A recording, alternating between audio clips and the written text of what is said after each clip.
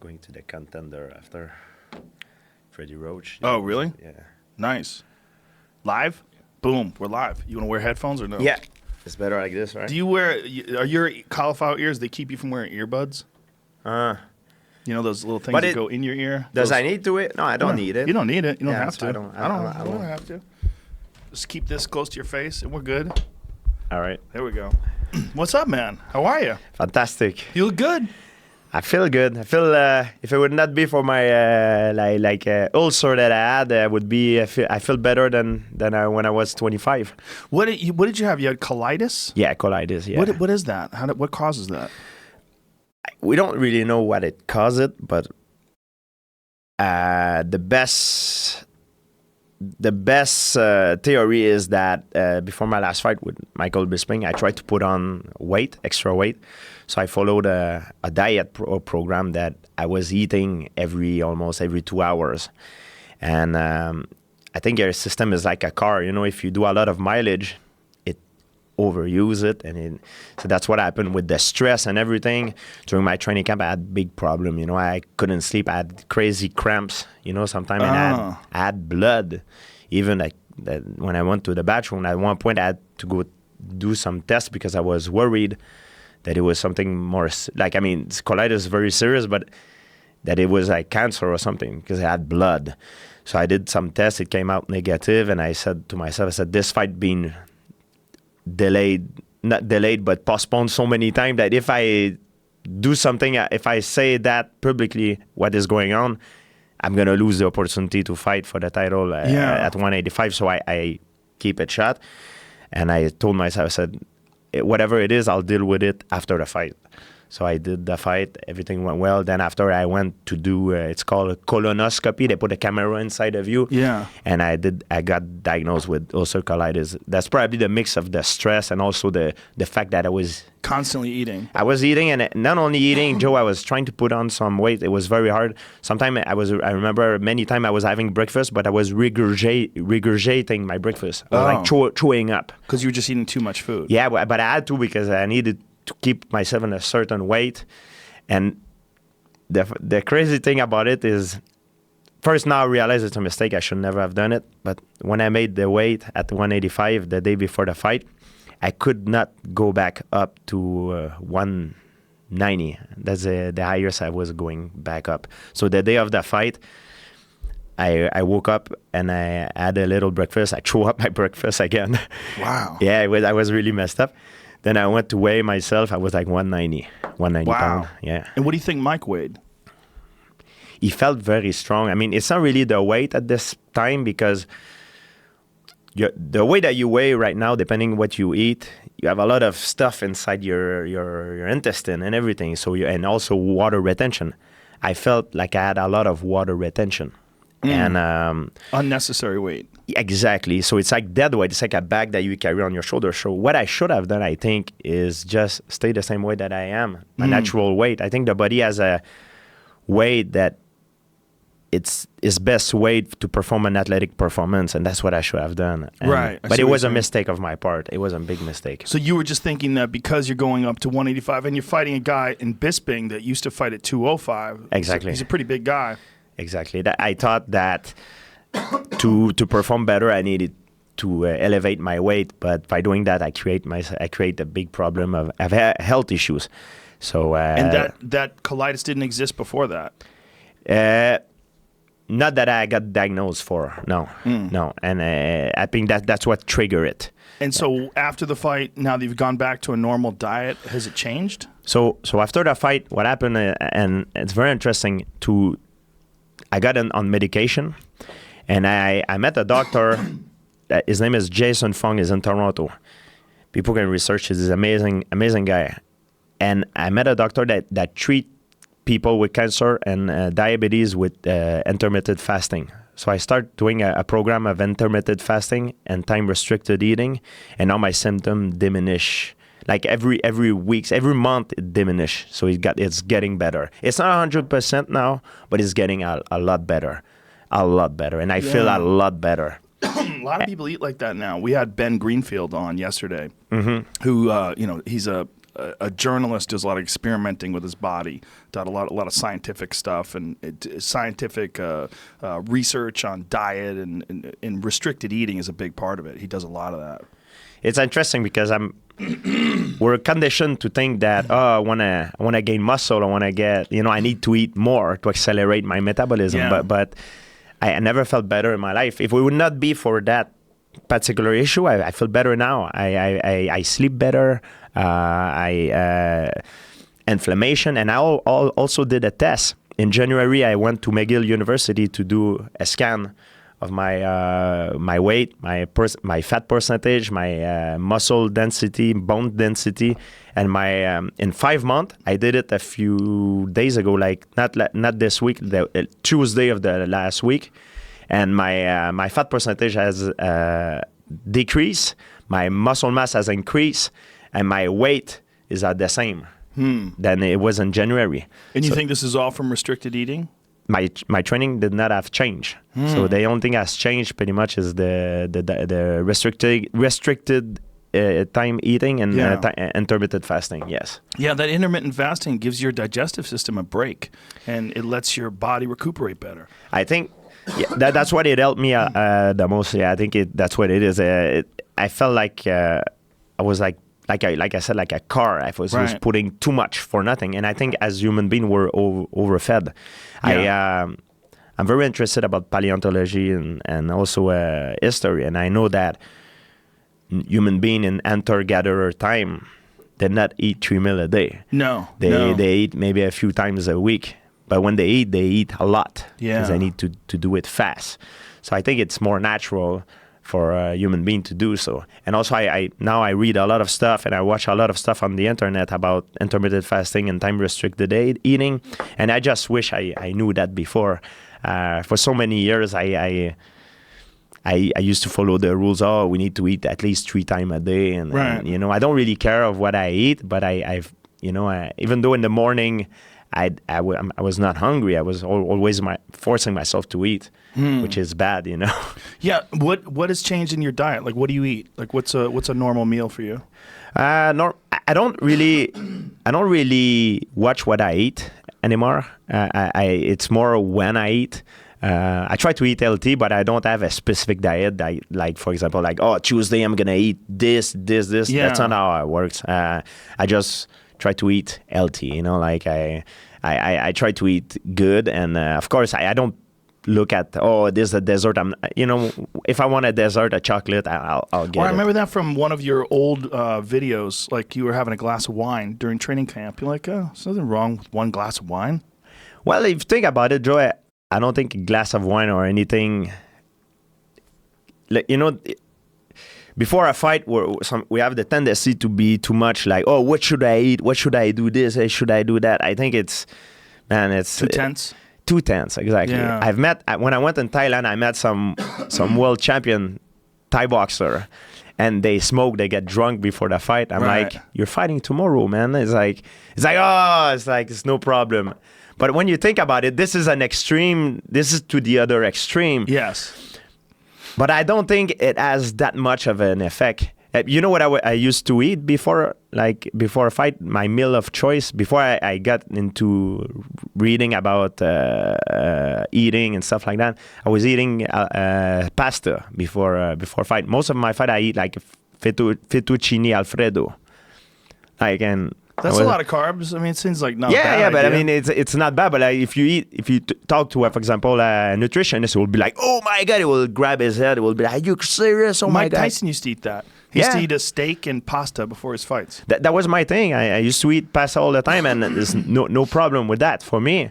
And I felt great.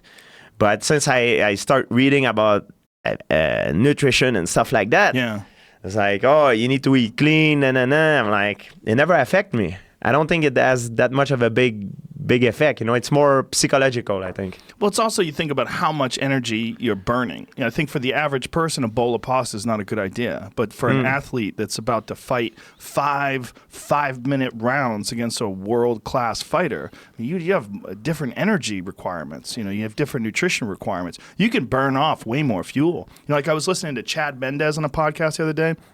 And he was talking about how he's so hungry, he eats so much that he has to wakes up in the middle of the night and he goes and eats sometimes. Wow. He just can't go a couple hours without eating. He just has this crazy metabolism. You know what? Since I discovered time restricted eating and intermittent fasting, now I feel better by training with an empty stomach. I feel sharper up here. I feel more creative.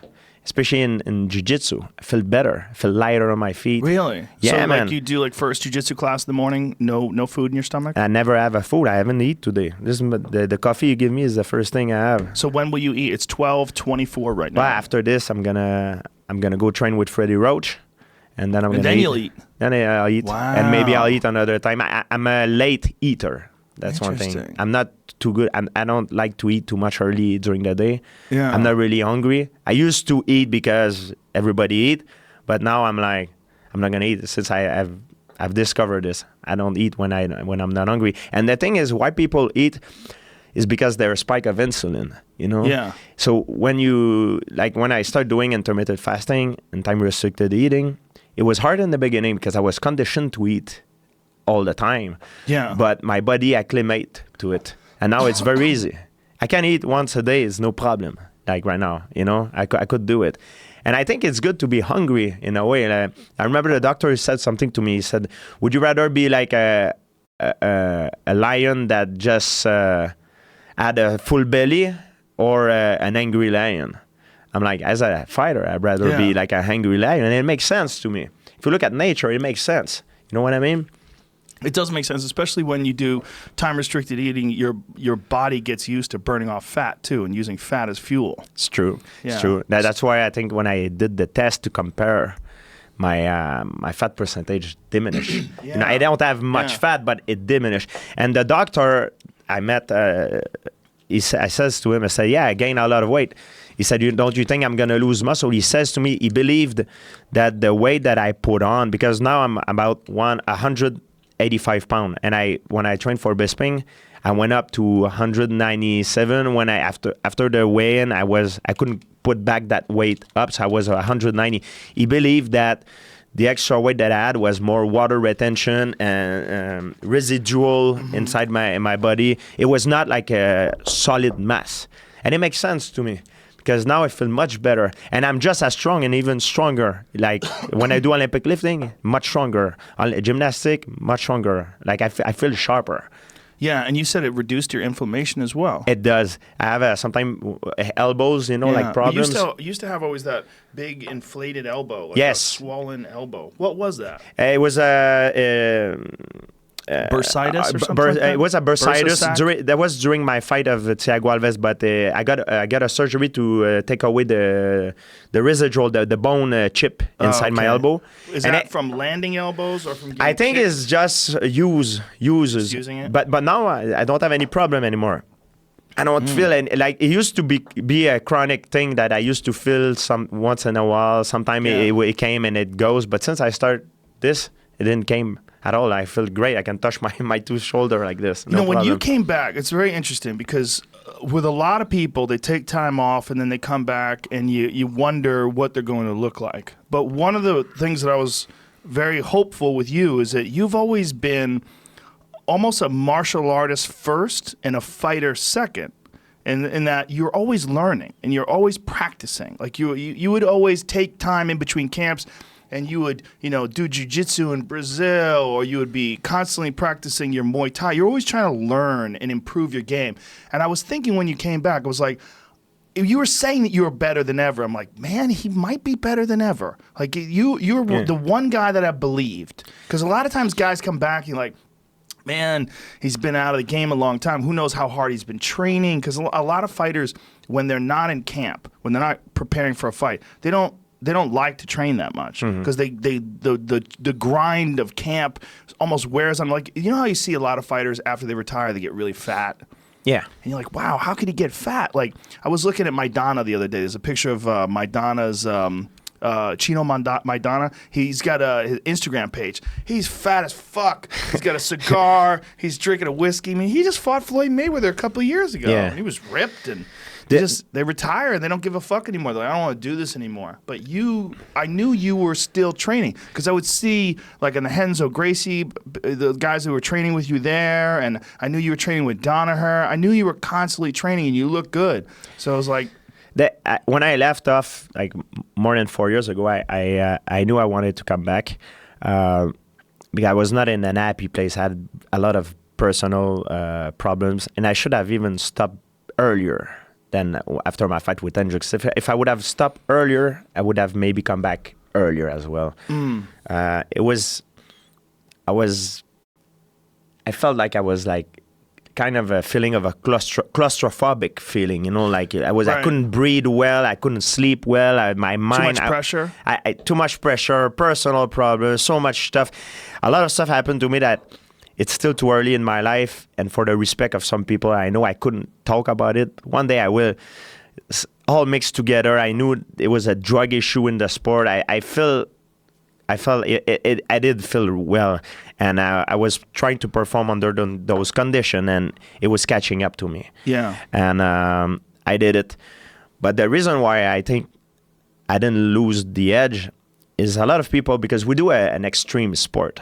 It's like what we do is kind of a life and death situation. It's not because there's a referee, but the spirit is the same as a gladiator or a person in a war that goes to war. He thinks he's gonna die. It's the same spirit, even though it's not the same thing. We go there in the same spirit that we're ready to give it all.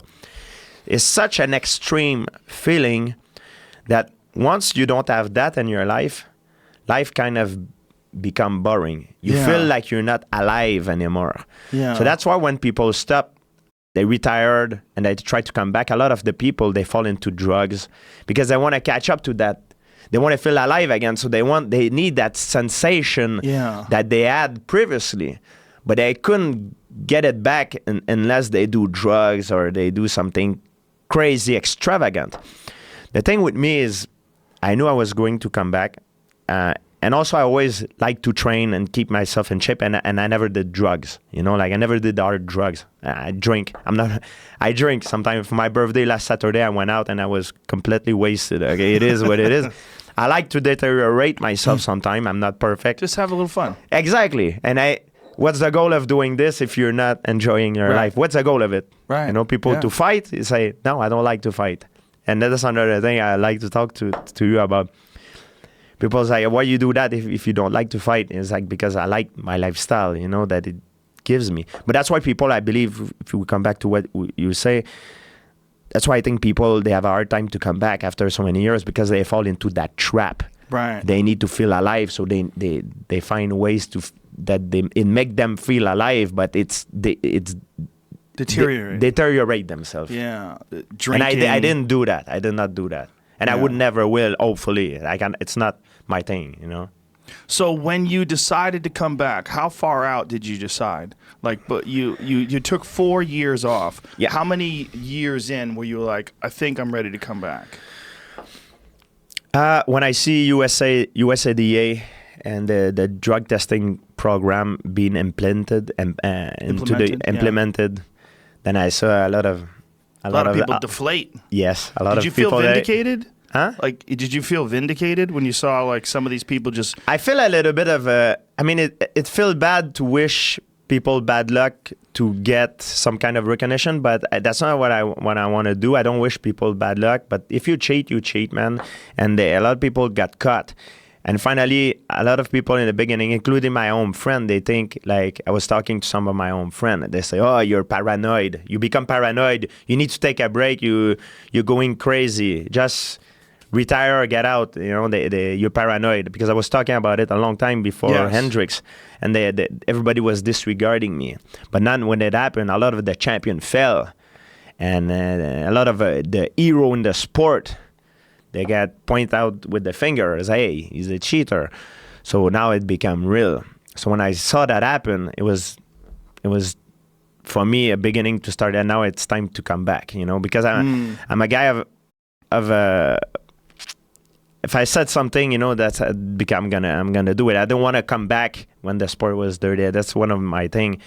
And so when when I decided to come back, I had a big talk with one of my trainer, John Denar, and Ferraz. They're my two main guys, and they're like my friend, my brother with me. I mean, I'm undefeated with these two guys. You know, they're like Well, I need them when I That's some fight. serious knowledge between those two men. And they mix together is crazy. You know, they're two different person, very different. They both have. They both studied philosophy. They're very interesting people for me to talk with because they have two different mentalities. You know, they see the world different ways. So I like to have both of their expertise. And so John, he told me, he said, listen, you always have three big criticizes when you were fighting. Just never went up of a weight class. You never, people say that you're kind of boring, you're too much cerebral, technical, you don't want to take unnecessary risks, which make the fight boring. And also you don't finish your opponent. You know, that was one of my big criticizes. So I decided to come back and we changed the way I was training because the way you train reflects the way you fight. You know, people say, oh, I'm not gonna train too hard. I'm gonna do this in training, but when it's time to fight, I'm gonna step up. There is no step up. You're just gonna do what you did every day. You know, and that's so I decided to change a few things and to correct those three things, and that's what happened. You know, I'm happy it worked out well, but that was my goal. I wanted to come back for something that excited me, something that was different, something that was unique and rare. You know, and I didn't want to come back to do the same thing I was doing before. And that's why I decided to come back. Well, when you came back, first of all, you fought a very tough guy, right? You fought a big Michael Bisping at 185 pounds. But what was impressive to me is, like, you didn't look like you were gone. Like right away, it felt like you felt right back into the groove again. You didn't look out of place. You didn't look uncomfortable.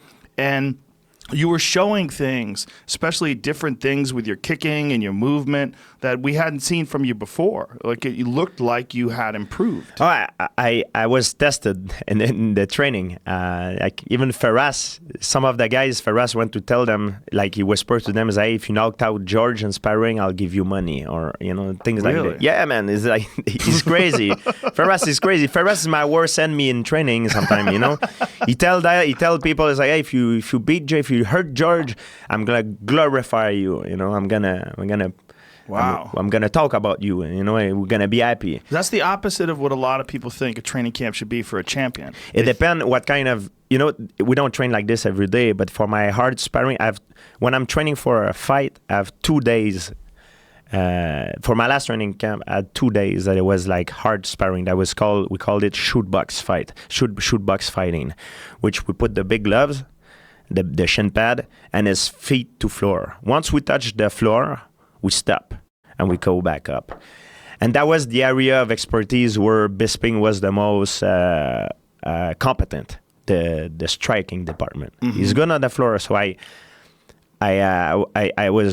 was bringing in a lot of good guys for sparring with me in that particular training. It's hard to find someone that is exactly like the guy you're gonna fight, but you can find a guy that does things better than him in a particular area. You know, I cannot find a replica of Michael Bisping who's complete as much as Michael Bisping, but I can find a guy, for example, I had a guy coming from Spain. His name is Caesar. He's a K1 fighter, and he's a big guy. He's like 205 pounds, and he's big, and he's very, very good kickboxer. So I had him during my training camp. I flew him from Spain. I had a different bunch of guys that I was training with, and all these guys that I was training with, they are not like Michael Bisping, but in a certain area that I was training with them, it could be grappling or shoot box or a different area. They could be just as good or maybe better than Michael Bisping. So that's how I do my training camp. Yeah, you know, I remember when you brought, how do you say his last name? Skarbowski? Jean-Charles Skarbowski. Yeah. What a character. What a character indeed. When you brought him to work with you on The Ultimate Fighter, and he would be partying all night, drunk, and show up at the gym the next day and still fuck everybody up. Yeah. And did that So, did that guy influence your your idea about just being more relaxed in training and just not worrying about it as much? Yeah, but he's a different, like it's a total different extreme, you know, Yeah. like I don't believe in that extreme. But Jean-Charles, yeah, I remember the producer of the show, The Ultimate Fighter, when he was supposed to stay 1 week, and when he was about to stay, the producer was telling me, "Hey, can we keep him for the rest of the show?" I'm like, because it was good TV, you know. Right. So I'm like, I don't know. I'm gonna ask him, and in the same time, like a lot of the people on my team, they were like, "Man, okay, that's enough now. We got what we need." And I was like, "Yeah, I like him, but he's kind of you know, I need to kind of babysit him in the same time." But Yeah. the knowledge that this guy had and he gave us was just a big edge, you know. And but yeah, Jean-Charles is a different extreme, Joe. I think there is a center line that you need to keep, you know. That's what I believe. I believe in life, it's not white, it's not black, it's always gray. Right. There's middle zone for everything, I believe. Yeah, no, I think you're right about that. So when you have a camp and you set up a camp and you have Danaher and Firas, did they essentially are they the architects of the whole camp? Do they get together and try to figure out what you're doing and when you're doing it, and how is Firas the guy who handles like more of the striking aspects of it, or putting the grappling and the striking together? I am a little bit the head guy in a way, you know. I believe as a fighter, you need to be the head guy. You're the maestro. Right. You have the people that work like with you, but you need to know how to use these people good. For instance, I don't know nothing about business, but I have agents that are there to negotiate fight. They knows number. They know about investment. I have another guy. He knows about fiscality. He's a lawyer and is good for a tax report. And I don't know nothing, but I know how to get the good people to help me for that particular thing. Right. So Firas and John, for me, are the most competent people that I can have to help me going to fight someone, because in John, especially in the grappling area, but John is not only in grappling. The difference with John and Firas that makes them very unique as trainers, they're not really only trainers, they're teachers. And I would say the same thing about Freddie Roach. They're not only trainers, they're teachers. The way I structure my training camp, there is like a pyramid. The first layer, the foundation is physical. Are you in shape? Are you how's your VO2 max? Are you in shape? Are you in good condition? No injuries? Athleticism. Are you an athlete? Are you a good athlete? This is the physical layer. This is the wider one. That's the bottom one. It's like a pyramid. Then it goes up one layer. The technical layer. Do you know what to do with your knowledge? Do you know an armbar? Defense to a triangle choke, how to counter a jab, or how do you, so, you know, technical aspect. You're not in terms of knowledge of fighting. That's where the trainer comes into play also. The physical, the technical, and a lot of the trainer, they don't have the last layer, or they only have one of those or two of those, but they don't have the three layers. That's where Firas, John, and also I would say Freddie in boxing comes into play. But in MMA, especially Firas and John, the tactical layer, which is the last one, that's what separates contenders and champion.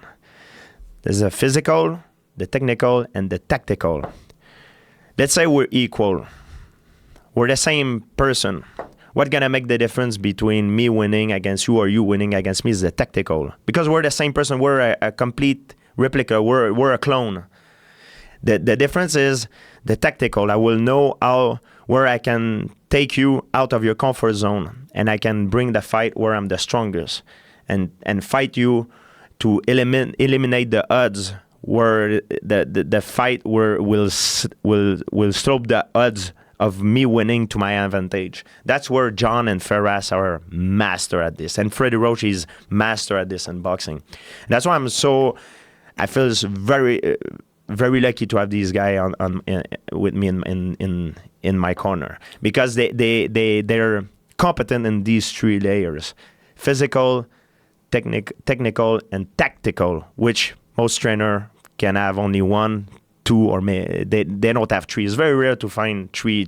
The trainer who can do these 3 things. So when you get to the tactical layer, is this something that you all agree on? Do you discuss it? Like Yeah. when you're approaching a fight, like say Michael Bisping. Yeah. Like how do you do it? You say, this is what I see in his fights, and then Faraz gives his input, and John gives his input, and then Freddie gives his input, Yeah. and you start discussing what's the best way to handle it. So coming into that fight with Michael Bisping was very well prepared.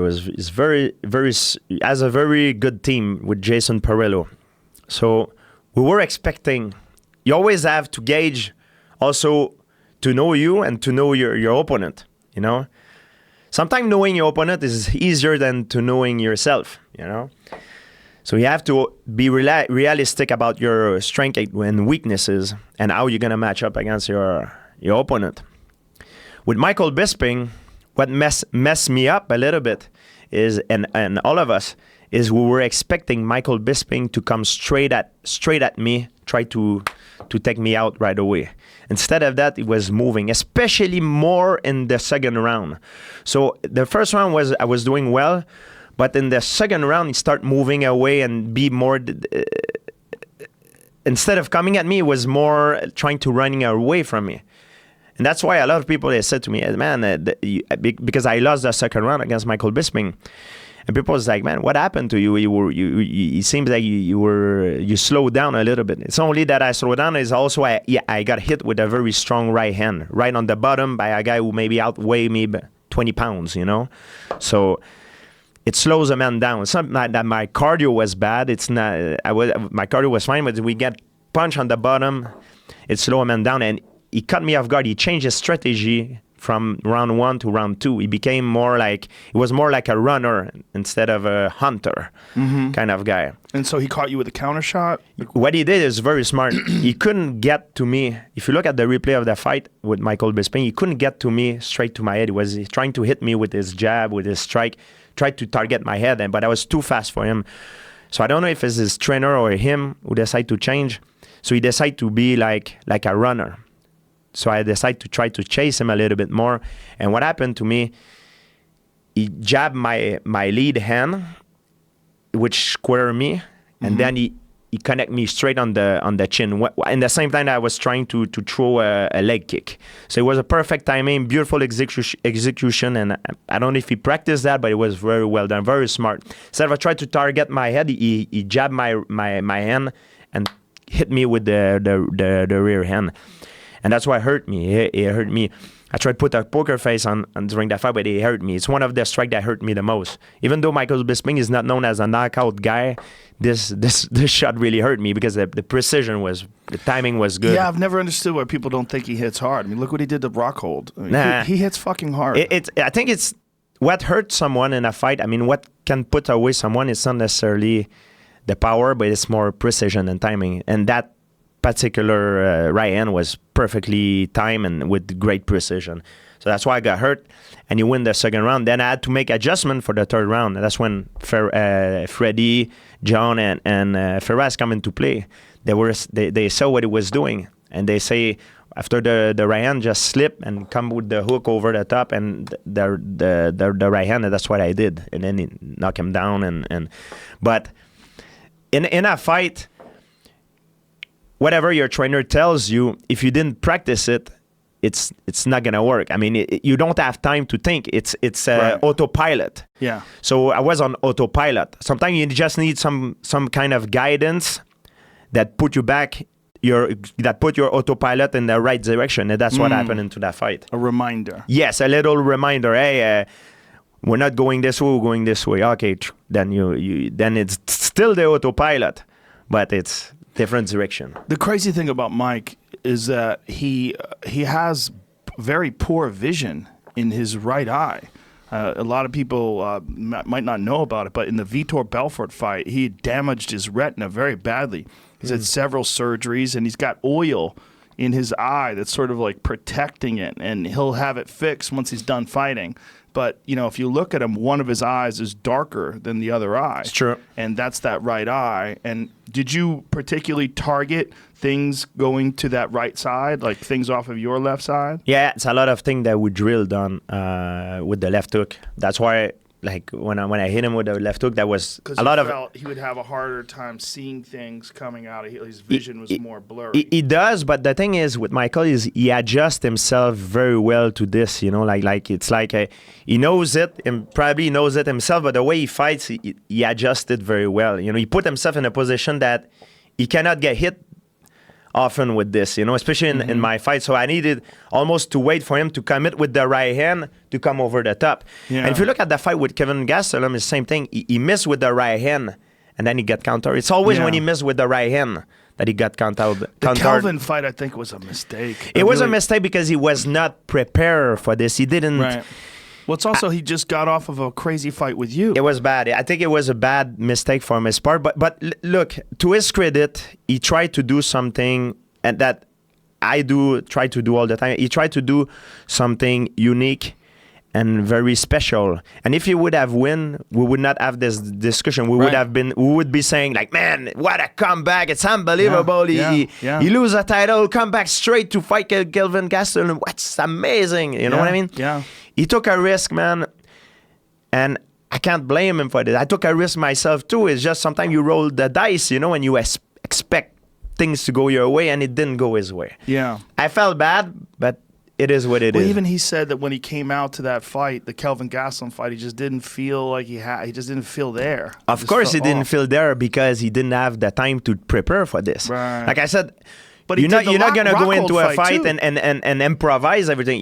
You're going to do the same thing you've been doing in training. What you've been doing in training, you didn't have enough time to prepare for that particular type of body, that particular type of like I said, physical, technical, and tactical, which is the most important one. You didn't have the tactical preparation. Physical was not probably 100% as well, and the technical is there because it's his brain, but you know, it's like he didn't program his autopilot to react to a certain situation that Kelvin will give him. He's a lefty, shorter, stockier, you know, different style than me, completely different. It's like you couldn't have a different, most different style than me, than this guy. But he won the title that way. He won the title on 11 days' notice. I agree. So it's like it worked for him in the past. It worked for him in the past, but he didn't get knocked down or choked out before he fight Rockhold. That messed up your recuperation too. You know what I mean? He was fresh, probably. I don't know. Maybe he wasn't. I don't know personally what he was doing. But you know, how many weeks later was it? He was not like maybe not even a month or something like. Yeah, something like he that. was not. He would not have been clear to fight if he would have been in America. I don't think he would have been clear to fight. I think he would not have been clear to fight. I think he was suspended. I think. I don't think so because I think so. I think they because it was in China. Is the different? Maybe the 3 weeks. Wow. 3 weeks. Yeah, man. Yeah, that seems pretty close. Yeah. Yeah, because you hurt him with that left hook and then you choked him unconscious. If it would be me, like maybe I'm not as courageous as Michael Bisping. I would not take the fight. Even me, if I win the fight with Michael Bisping, I would not take the fight. Is that the word though? Courageous? You're a pretty courageous guy. Is it courageous or is it tactical? Yeah, tactical. I would not have taken that risk. Yeah. That risk. But I'm not in his shoes. I don't know. Right. His environment. Maybe he would have. That toughness is paid off for him though. I mean, he's one of the toughest fucking guys in the sport. He always has been, and that toughness is the reason why he's like, "Fuck it, I'll fight again." You know, let's do it. He's just a fucking animal. He's a great example of hard work and perseverance and you know, like when you say like everything is possible, it is. Yeah. It's an unbelievable. It's unbelievable fighter. This guy, you know, and he's courageous and. What I like about him too, he stands for the same thing that I stand for against performance-enhancing drug, and I think is very important for me. And for me, it was like an honor to fighting him. It was like a lot of guys he lost to. This guy that that been cut on performance enhancing drugs, and he's very open. He talks about it all the time, and I think it's a great model for the sport. Yeah, I know. I agree, and a great model for just an example of how you can achieve great things if you work hard. Yeah, and that's what he's done. He's one of the guy that, like, I hate him when I was in training camp, but I loved him as well in the same time. I remember at one point we're in a conference in Toronto, and that is an hilarious story. After the conference, we go by the back door of a mall, and there's like I don't know if it was staged or not. I mean, I'm not aware if it was staged. I was not aware of it. So there's a camera, like I think it was TMZ or something. It was a camera that followed us. So there is kids following us. They're about to ask me to take pictures. And then I see a camera coming towards me, and then I see Michael. That's after the conference. And Michael says to me, he's like, "Don't you put your hand on me again, because then I look in his face and I was like, what? I was like, you don't put my, and then he create kind of a buzz for the fight, and we start to shout at each other and kind of almost push each other, and then Jason Perillo come, boys, leave it for the fight, boys. But it's not staged, it's true. And I'm like, man, what the hell is doing there? But then after I realized it was on TMZ. There were a camera there. Then the kids who came to ask me for an autograph, they kind of get intimidating. They were like, they went back. Then I turned around and say, "It's okay, it's finished. Now you can come." And they go, they went back to their parent. I'm like, oh God, what it is, you know. But that was probably the best promotion of the whole fight, like that particular incident. You know what I mean? I hate him and I love him the same way. Michael is kind of a guy that he's a pro at boosting the anticipation for a fight. Hype. You want to hate him, but you kind of love him in the same way for the human being that he is, you know? No, he's great at talking shit, for sure. Yeah. That is a big thing these days. I mean, especially after Conor. Yeah. You know, Conor McGregor has kind of changed the sport in a lot of ways, and that shit talking is a huge factor now. It is, but sometimes you don't know when is real, when is not, because I'm not. It's not part of my personality. And same thing at the ESPN in Boston. Same thing. We do an interview. We go back and forth, blah blah blah blah, kind of almost insulting each other, so to speak. Then the UFC does everything to separate us from one of each other. Like I'm like, I don't know if it's real or not. I don't even know if he's trying to push me. I'm gonna push him back because I feel threatening. So you don't know if it's hype or I if he's don't really know myself ready to fight. because I'm not an instigator. I don't like confrontation, but it is what it is. So I go to the bathroom in between. Who comes next to the bathroom with us? It's Michael Bisping. Then is the camera that follow us in the bathroom. We're taking a piss next to each other. We're like this. Then I turn around and see Michael Bisping. I'm like, holy shit. Then he tell the camera to F out. It's like, get out. Then our camera goes out. Then he look at me. Then he start laughing. Then I start laughing. then I told him, I say, hey, you got a Range Rover? He's like, yeah. But now he's in the garage. I'm like, yeah, you need to get rid of it because after a while it start breaking down. He's like, yeah, I know. It's like, okay, game face, see you later. How do you want to hate a guy like this? You know what I mean? That's hilarious. But I hate him because when we insult each other, we say real insult and real things that we think about each other, but in a way we have the respect. Yeah. So it's real, so that relationship that I have with Bisping was very unique. I didn't have the same relationship with Diaz, for example. Diaz, I didn't know if I meet him even in the street today, maybe he hates my guts. Like I don't know what he's gonna. Right. I don't know if he wanted to fight me or like. He might really want to fight you. Like he's not a hype guy.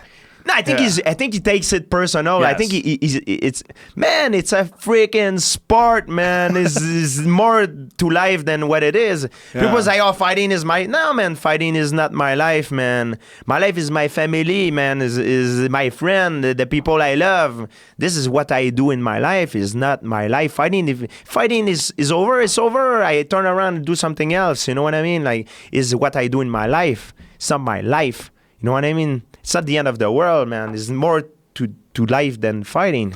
Well, it's funny hearing that from you because you would expect to hear that from someone who isn't considered one of the greatest of all time, but you're considered one of the greatest of all time. So it would be very hard to argue your approach because it's been so successful. People think that you have to be super obsessed. I'm super obsessed, Joe, but that's why I become crazy. Then I stopped for 4 years. Then when I came back, I some of my circuit in the brain. Then I start to analyze myself. I'm like, why I become crazy? Why did I stop? Because I'm taking this stuff too seriously, man. You have to take it for what it is. You know, like it's a world championship fight. I was fighting Michael Bisping. After 4 years, people, oh my God. The fight are promoted on drama. Yeah. And like John Danaher, he says, fight are not won on drama, are on mundane things than we do every day. Yeah. That's how fight are won. Yes. How you program your cruise your cruise driver, your autopilot to win the fight. That's how you me, I see I fight like an autopilot, like, so when I prepare myself for a fight, especially for the tactical part, I program like a computer. How I want to react against that specific problem. How I'm going to take care of that specific problem. The only way to program it is to do repetition. It's like you said at one point, Eddie Bravo, he said like tying up your shoes. Yes. Because we've been doing it so many times. You can talk to someone, the same thing. Yes. When I get into a fight, I analyze again and I'm fighting. And I see what pattern he does the most often. So I want to program my computer to react to that pattern that would give me the advantage into the fight. I don't know when that pattern will occur, but I want to program myself that when it occurs, I have an answer for it right away. I don't have to think about it. I don't think, I just react. And that's my problem when I used to fight, and I got a lot of criticism before. I was thinking too much. Towards the end of my career, I had so much pressure. I didn't perform as well as I was earlier. Especially my last fight before I stopped for the 4 years. I was thinking too much, overthinking, putting too much pressure. Like you said, it's too serious. You have to take it for what it is. It's only a fight. In 10 years, it sucks if you lose, but man, it is what it is. You know what I mean? Don't make it bigger than what it is. It's only a fight. And sometimes it's something very therapeutic that I like to do before a fight. I drive a car. When I fight in Vegas, for example, I drive a car, or New York, same thing. I drive a car. When I used to fight in Vegas before my fights, I used to be very, very stressed. And one very therapeutic things that I like to do is drive my car around and see normal people. Then I go and I gotta explain to you why I drive and I see an old lady with her grocery store bag. And I'm thinking, like, she doesn't care if I win the fight Saturday or not. She's not even going to hear about it. Then I look, he's another guy yelling to another guy because whatever problem. Oh, this guy is going to the bank to pay his mortgage stuff. They don't care. The effect that I have on the universe is so freaking small. Nobody cares. I'm the only one putting the pressure on me. Nobody gives a damn about it. So that's why they help me to perform now. That's how some younger guy, they say, I'm nervous. I heard you don't sleep well the night before. I say, yeah, it's true. I don't sleep well. It's like, what is your trick? How do you find a way to sleep well? It's like, I don't really sleep well either nowadays. It's like, how do you feel better about it? It's like, I just know that I'm not going to sleep well and it's not going to affect the outcome of the competition. It's just a normal thing. You learn how to deal with it better. You're not going to change it. Yeah. You just accept it. Yeah. The stress is your friend, man. That's going to make you react. That's going to be on the edge. Have you ever slept well before a fight? Never. Only one time. Which fight? When I fought Matt Serra. And I got knocked out. And then after that knocked out, I got so scared that it happened again. It's the most humiliating day of my career. I was so angry. Like I said, I was like putting too much on myself. It started there. It's like I didn't even want to go to buy eggs at the grocery store because people they look, you got knocked out. I thought everybody cares about me. Nobody cares about you. Nobody cares. It's only a small percentage of population, nobody gives a damn. And even if they do, what? You make a mistake, you zig when you should have zagged, and you get clipped. So what? Everybody make mistake. You have to take fight like it is. It's a sporting event. That's why I don't take it personally. Like when I have the problem with the Diaz, no problem, man. It's a fight. It's not personal for me. You're in my life now. You won't be there in 10 years, maybe. Maybe you will. Who knows? It's only like a chunk of life that we share together. And then after he's gone, no problem with that. That's definitely a better attitude to look at it that way. That's what it is. That's how an athlete they should think, And that knowledge that I have is with years of competition, all the problem I have, the colitis and all that, that's because of that BS that I got it, like putting too much on me. You think it's that's normal. If I fight again, it will go back the same pattern. I will be very stressed, and it's normal to be stressed, but I will accept it. I accept it better now than I used to do when I was younger. Now, after you won the title, there was thoughts of whether or not you would defend it, if you were going to fight Robert Whittaker, like what you were going to do. What caused your decision? What made you decide to relinquish the belt? So the reason why I relinquished the belt is I went to do some physical tests to see what is the problem with my health condition, because during the camp, I knew I had problem, but I didn't know what it was. I knew it was, the test, the blood test and everything for the cancer came negative. So after I went to do, like I said, a colonoscopy, it came back that I have an ulcer inside my stomach. Then as a doctor, I say, how long it takes to get rid of this? I say, it's all your life. But the symptom can go up, down, depending every people, whatever they do differently. Then I started researching who's the best doctor, how can I do this, and that's when I started reading about like the fasting and stuff.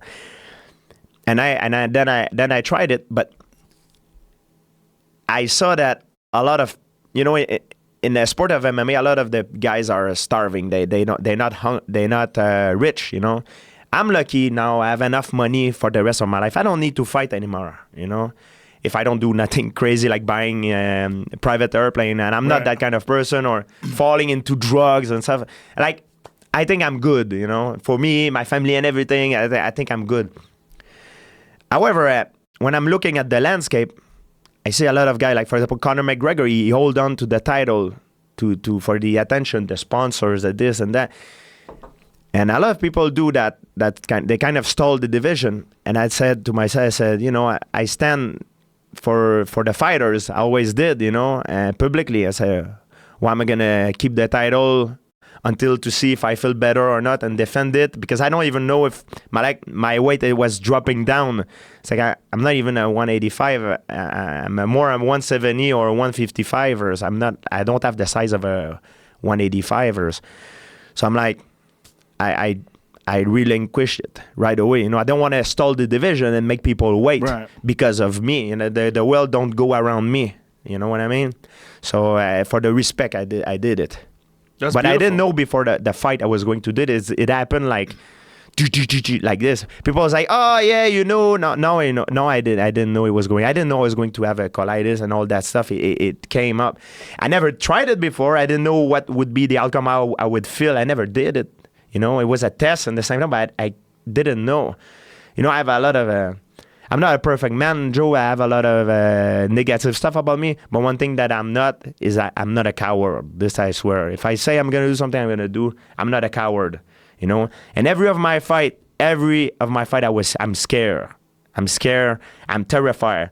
But whatever I feel, I step and I respect my contract and I do it, And I didn't know the colitis and all that. It would be illogical right now if I want to go back when I'm ready to go back 185. I'm not 185, Right.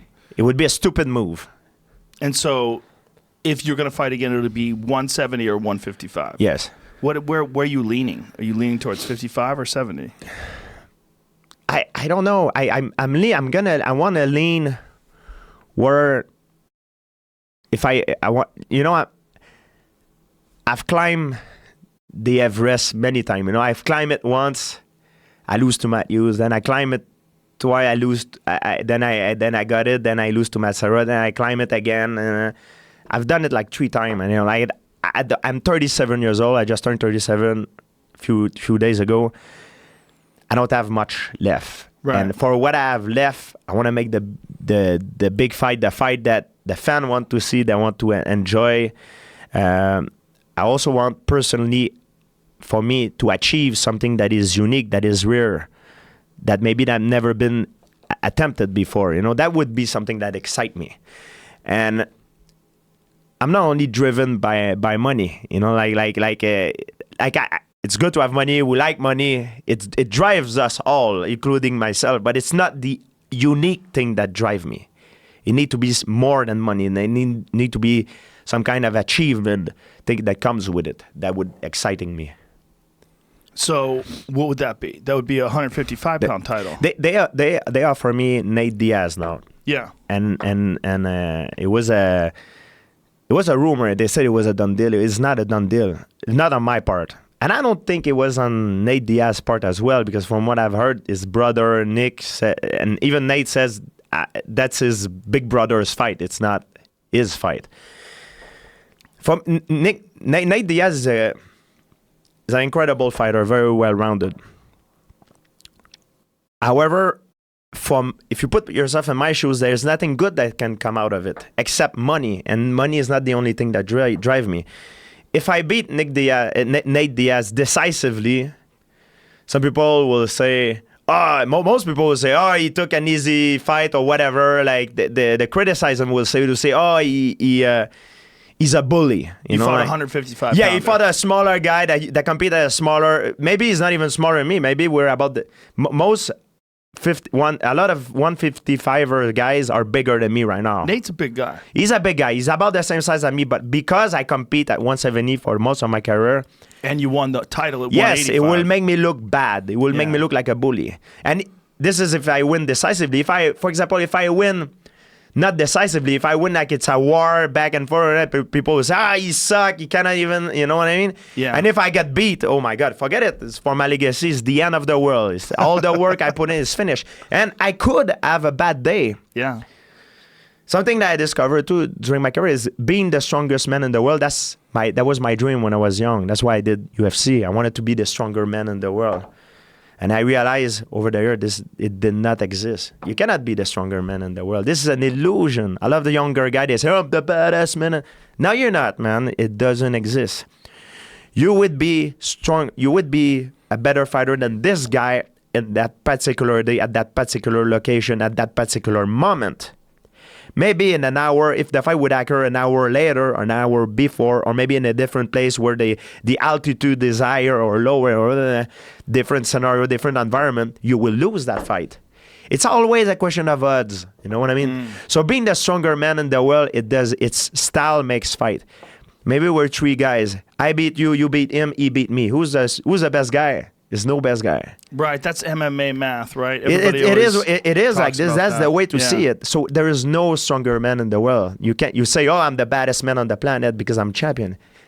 It's like the belting is an illusion. The belting is a symbol, but it's an illusion. It doesn't exist. You're not the stronger man in the world.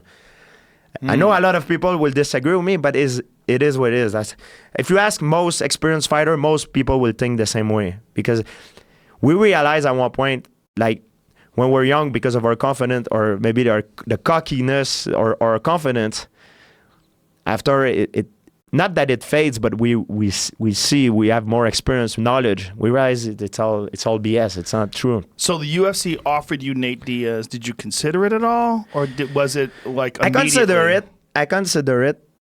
However, I analyze it. I talk with Faraz, with my trainer, and everybody. We were all on the same page on that. It's like it's not worth it. But did the UFC announce it? Did they say that they were working on it? I think they announced it. I'm not sure. I think they said it was a done deal.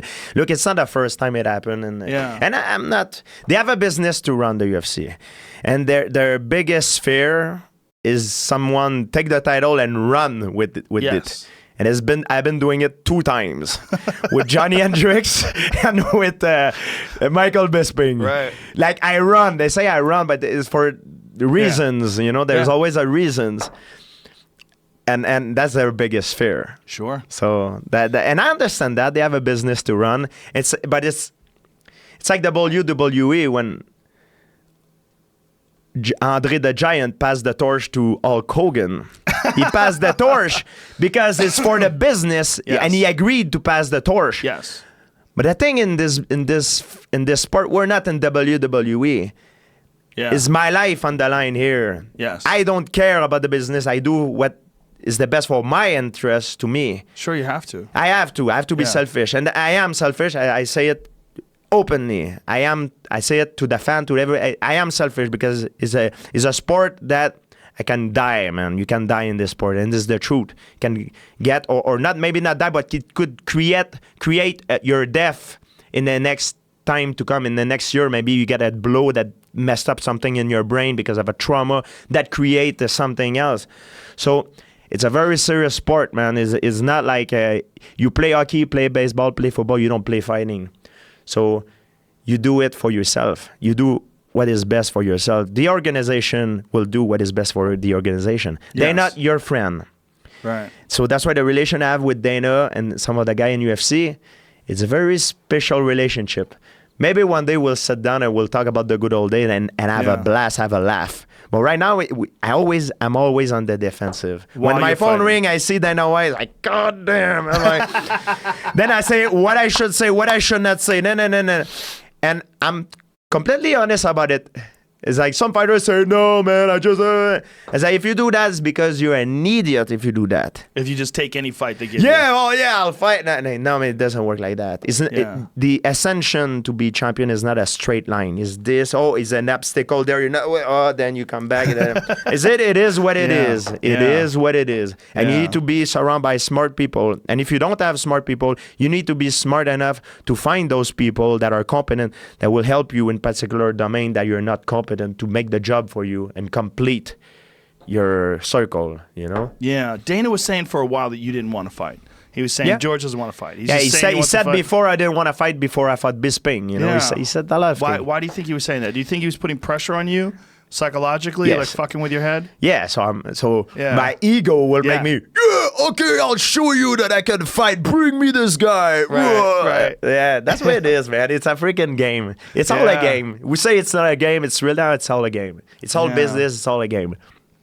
I like Dana. Dana, man. The sport was nowhere. Yeah. The sport was gone, man. It didn't go nowhere because of Dana. We owe Dana. My living, I owe it to Dana White. When I do the UFC weigh-ins, when I introduce everybody, I point to him, I say, Dana White, without him, none of this would be possible. And you're right, 100%. 100%. He's the best pound-for-pound promoter of all time. I don't care about Don King, whoever you... Dana White is the best. He's better than all sport included. I never seen anything like this. He can sell ice to an Eskimo if he want to. He's incredibly good. And he's fun. And he's good at messing up with my head too. Because even though I sometimes my ego is like Nate Diaz, because the stuff he said too and the way they try. I don't know if the UFC tried to make him say stuff, because some fighters are more like pawned on a chessboard than others. Me, I'm not. I don't follow. When everything I analyze, I'm thinking, I was like, why you say that? Why? Okay, that's bigger. So a lot of stuff have been said, and my ego, something like, man, what a nice. And I want to say, all right, you think my schedule is too busy? I'll take the fight and I kick your ass. You know what I mean? But I should not do that. It's a stupid move. Right. If I start acting like this, I'm boom. Yeah. And a lot of guys, they don't have that self-control and self-discipline in them. It's all a game, man. It's all a game. People say it's not. It's BS. It's all a game, man. It's all a game. What did Nate say that fucked with you? Okay. Nate Diaz and Nick is like kind of together in a way. They say that I took steroid when I fought his brother. So I messed up my glove, my wrap. I didn't make weight.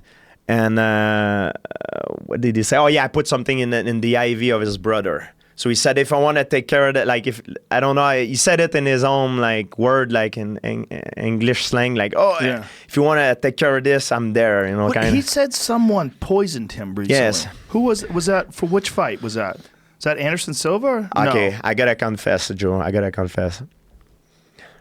I gotta confess. Okay. I was so scared during this fight, so we tried to poison. I was so scared of fighting Nick Diaz, so we poisoned his IV. But he survived, so I was even more terrified, you know. So all the athletic commission was on my payroll, so they tricked the way, and then I made it. And it went through, so I was even more terrified. So the alien abduct me and put they put the gamma ray to increase my strength, like the Hulk, like a performance enhancing drug. And the fight was still happening. So right before I put some glass and cement in my gloves, make sure. And still had a crazy hard fight, you know. So I gotta confess with Nick Mao, but it's completely insane, you know. Did he say that was for your fight? Was that? He said all that. He said for my fight that I poisoned his IV, that I was on steroid, that my rap was wrong, and he said also what did he said that he said the weight, and like I didn't make weight, like I tricked the athletic commission, or they were on my like. It's all like it's just funny. I think he has a problem of conspiration. He think everybody is against him, you know. Paranoia. Yes, Yeah. I think that's what it is. That might be the weed. It could be. Weed. This, you know, I don't want to say nothing bad about weed. I think, but weed, like all things, can be good, but also can be bad. Okay. Food is good I know for you. I know you're for the weed stuff. I do enjoy weed, and you're a smart guy. You have much better argument than for for that responsible use though of everything, including drinking. Right? Yeah, I like yeah. a drink every now and then. Yeah. But I like pot, Yeah. but I don't think you should smoke it all day. Yeah, but I think that's what it is. I think weed, I don't know if it's the weed, but I think it's maybe weed with social environment or and genetic can create some kind of disorder in the brain and make you have the conspiracy problem. Yes. You think everybody is against you. Could happen. And It could happen. I've seen a lot of my friends who smoke a lot. They have this problem. Yeah. Sometimes they think they paranoid. Yeah, I think it's like all things. You do too much of it, it can fuck with your head. Everything could be good or bad depending on how you use. Yes. So what fight is interesting to you? There's this talk of Khabib at 155 is the champion now. Yes. And Conor. Those are the two fights that I hear. Right now as we speak now, I not want right now to put myself immediately in a training camp, because the reason is my symptom is not gone. Your colitis. I feel a little bit. It's not it's not as bad as it was. Not even close. It's much better, but I want to get rid of it before I get into a training camp. Yeah. Before I put myself into a stress, because the stress, what it does, it amplify everything. So if you have like little issues, that it will amplify it. Yeah. And at least I need to take care of that. My health is pass in front of my performance in sport. This is very important. And when I'm ready, like I don't know, I would like to do something, like I said, unique, rare, something that is rare that never been done before. That would be a 55-pound championship. It could be 55, which is the first in MMA to have the 3 title, never been done before. Or it could be maybe by that time it would be another guy. Maybe, I don't know. It would be someone who will come back and do something great. That he will be the man to beat. You know what I mean? Right. We talk about the Diaz brother, and also I changed subject a little bit, but with on the same way. It's sad for Nick Diaz that he doesn't fight. Yeah. Because stylistically, people might think I'm crazy, but stylistically, I think he can beat Tyron Woodley. I think he can. He's a kind of guy that keep coming at you, and he's good at taking shots, surviving, that keep coming at you. And I remember when I fought him, it's terrifying because you got tired, and this guy keep coming at you, and he make you feel like you're claustrophobic, and you do things at him, and he keep coming, and he's very dangerous in the later round, like after like 3-4 rounds. Like, man, it's very... He never gets tired. It doesn't get tired, but it make you, it's exhausting. Yeah. Also nervous, on the nervous system and the mental system. Not only physically, it's not much physically. It's on the nervous system. He come at you and you fake, and and there's like a reaction time and reset time when you fight. You know, like and I've studied this with my team when I was fighting guys, and Nate Diaz, he make people tired. He make the Nick or Nate? Nick. That's why he wins fight. He's kind of a slow guy, but people get more tired than him quickly, especially in their nervous system. Yeah. There's a guy like BJ Penn, for example. When I fought BJ Penn, I knew that BJ Penn had the best reaction time of all fighter I've seen in UFC when he was at his best. I measure the guy we know work with me in Ferraz, measure it with the frame. You know, a frame like a picture when you throw a punch, click, click, click, click. BJ Penn had the best reaction time of all fighters. BJ Penn when he was in his best. So when I fought him, I knew if I go straight at him, he have a better reaction time than me. So my goal is he had a very good reaction time, but a bad reset time. So his reset time is kind of the endurance for the brain. So he could react like a sprint. He could react very fast, but after a while, he got tired very fast. After a lot of faking it, and then this I make him guess and stuff. So he was getting very tired fast. So because of that, I could get him. Because of that, I could fake him and make him tired and lower his reaction time, and then get him later. Yeah. So Nate Diaz, that's why he's so good. Nick Diaz, sorry, that's why he's so good. And that's sad for him. He doesn't fight. We played his best years are now. He should do now. That's what he should do, man. And he's only 33. Is that what we said? 33 or 34? I mean, he's in his. Yeah, he should do it now. He should do it. Man, he had an opportunity to make a lot of money. He could do it. He could do it. They suspended him for pot after he fought Anderson Silva, and then he had to pay a fine. He never paid the fine. Yeah, because he's Nick Diaz. Yeah. No, but I respect that because in his mind he think is wrong and he don't. Yeah. He has a line. He have a code, you know. Yeah. And the same thing, I have the code for me for the drug test policy. I didn't want to come back unless they do something. I say it to Lorenzo and Dana after my fight, my last fight. I say it. It's my code, and they wouldn't have done it. I would not have come back. Did you think Hendricks was on something? This is a question. I don't have the evidence. I would never have. Like you don't have the evidence. Like we talk about fighters, like they got cut. You don't have the evidence they were there before they got cut. Like I don't have the evidence. The only thing I can say is I didn't want to attack one particular individual, and I wanted to change the system, because if you attack one individual, another one will come. Right. So in that particular case, it was Hendricks. And I wanted to change it. And in the beginning, he agreed with me to do it. But then he changed his mind. And that's when I got very angry. So he agreed with you to take random drug tests? He agreed. It was public. He agreed. When we say it, you can look, you have the evidence that in the interview, he said he agreed to do a test. But then he said, no, I did not agree, because also the UFC told him to not agree. The UFC told him. Really? The UFC told him, this is the truth. They told him to not do it because they didn't want. They had a problem maybe with the VADA, VADA. World Anti-Doping Agency? Yes. There's WADA that make the guideline, but they're VADA. That's VADA that I took. They had a problem with them. I don't know why. Was that Victor Conte? Did he have something to do with that? No, it was Margaret. Is it Margaret something? Or it was a lady, but they had a problem, so they said to not do with the test. Not do it, period. I don't know if it was because... I think it was because of VADA. Because I made a little investigation on that, and I got very angry. That's why, like, psychologically, I said to myself, I should not have... If I would have go back in time, I would not have taken that fight. I would not have taken that fight. That's why I respect a lot of fighters. They stand up for themselves. I didn't have the courage. I didn't do it when it was time to do it. And I should. I regret it. This is one thing I regret in my career. I should have done it. I said, you don't want to sign? Okay, take your belt. I'm gone.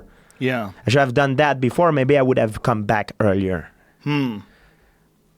So I would miss a paycheck, but I had enough. I would have enough. You know what I mean? So you don't want to say whether or not you suspect that Johnny Hendricks was doing something, but there was people that were definitely doing something.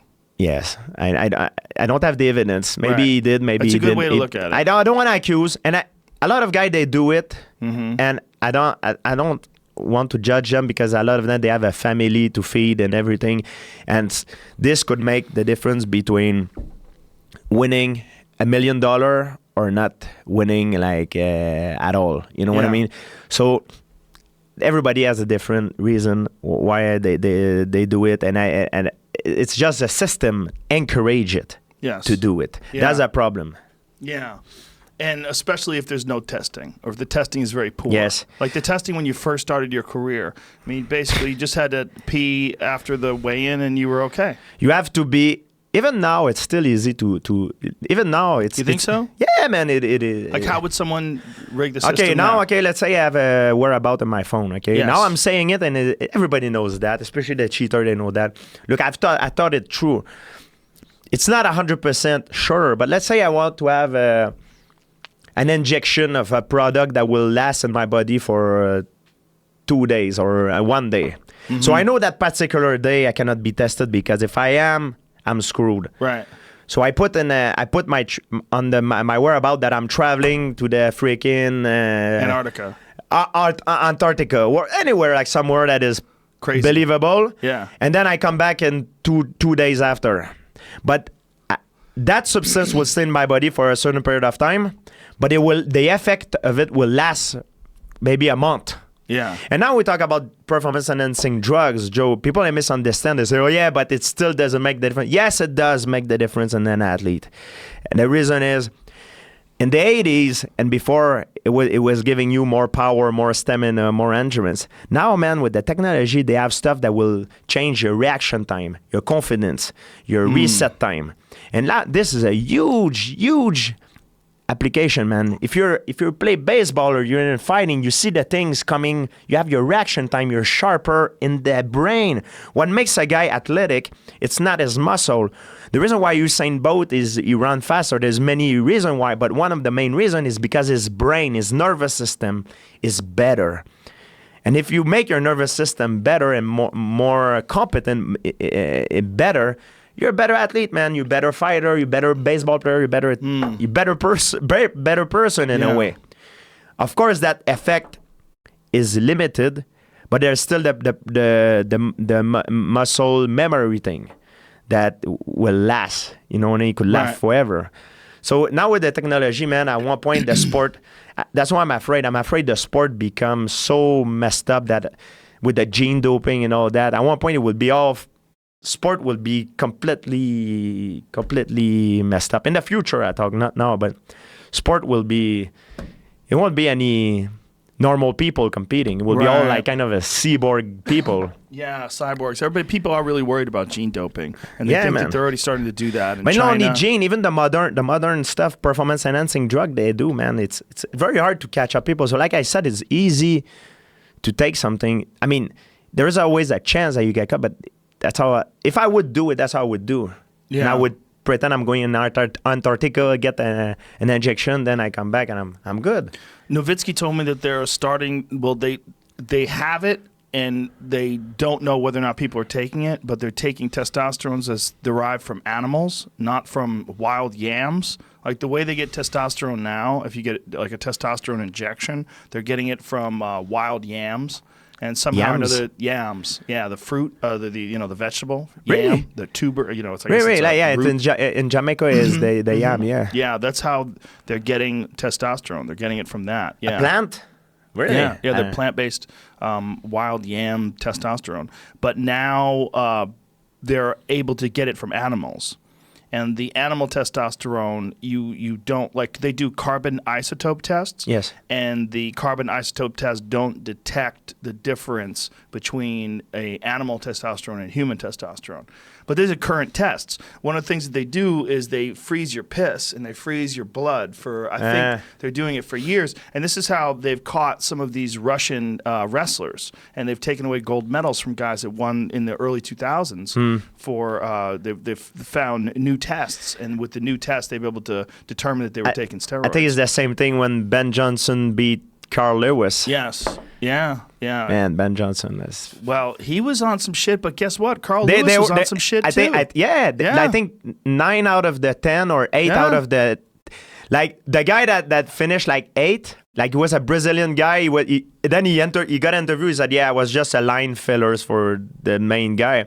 he would have won the gold medal. Right, because everybody else tested. That shit changed your life, man. That changed your life, man. It make you a better living, millionaire maybe, sponsorship. Yeah. That's just so bad, you know. Crazy. Yeah, man, it's crazy. Well, how about Lance Armstrong? Yeah. I mean, when you go the Tour de France, when he won and then they took his title away, all the people that were below him were also guilty. Yeah. So you take his title away. Well, what about the number 2? He's fucking guilty too. Number 3. They said that on one of the years that he won, you had to go back to 18th place to find a guy who's never caught taking anything.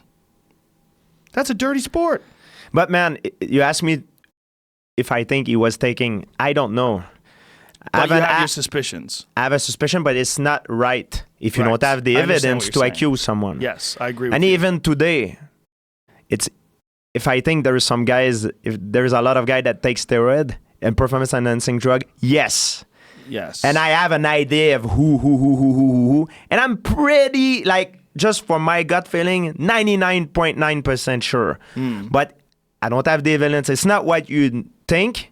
Right. It's not what you know, is what you can prove. And I don't know. Yeah. Talking, I'm in a game, I'm talking to a lot of people in between fighters. We know who does who. There's only a few handful of people who does the whole team. Yeah. One guy could do this team, and one other guy can do 2 team.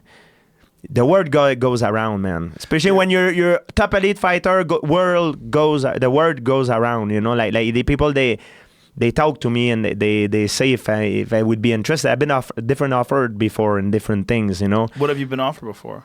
I've been offered, man, to sometimes to go train and like some deals, like go train and do something, being part of like they take sample of your blood, they know what is missing, then they put the stuff that is missing, make you. I stay in Montreal, and I don't say in Montreal could be a lot of cheater too. Right. Like I that's the thing. You accuse a gym of cheating. You cannot accuse a gym of cheating because everybody is different. Right. There's people cheating everywhere now. You can't say, oh, these people are cheating. No, man, it doesn't work like that. It works every individual. If you made the choice, if you decide to go that path, you have to be ready to face the consequence. If you don't face the consequence during your competition years, maybe you'll face later after you're gone, you retire for your career. A lot of people I know, including some of my friends, they were bodybuilders.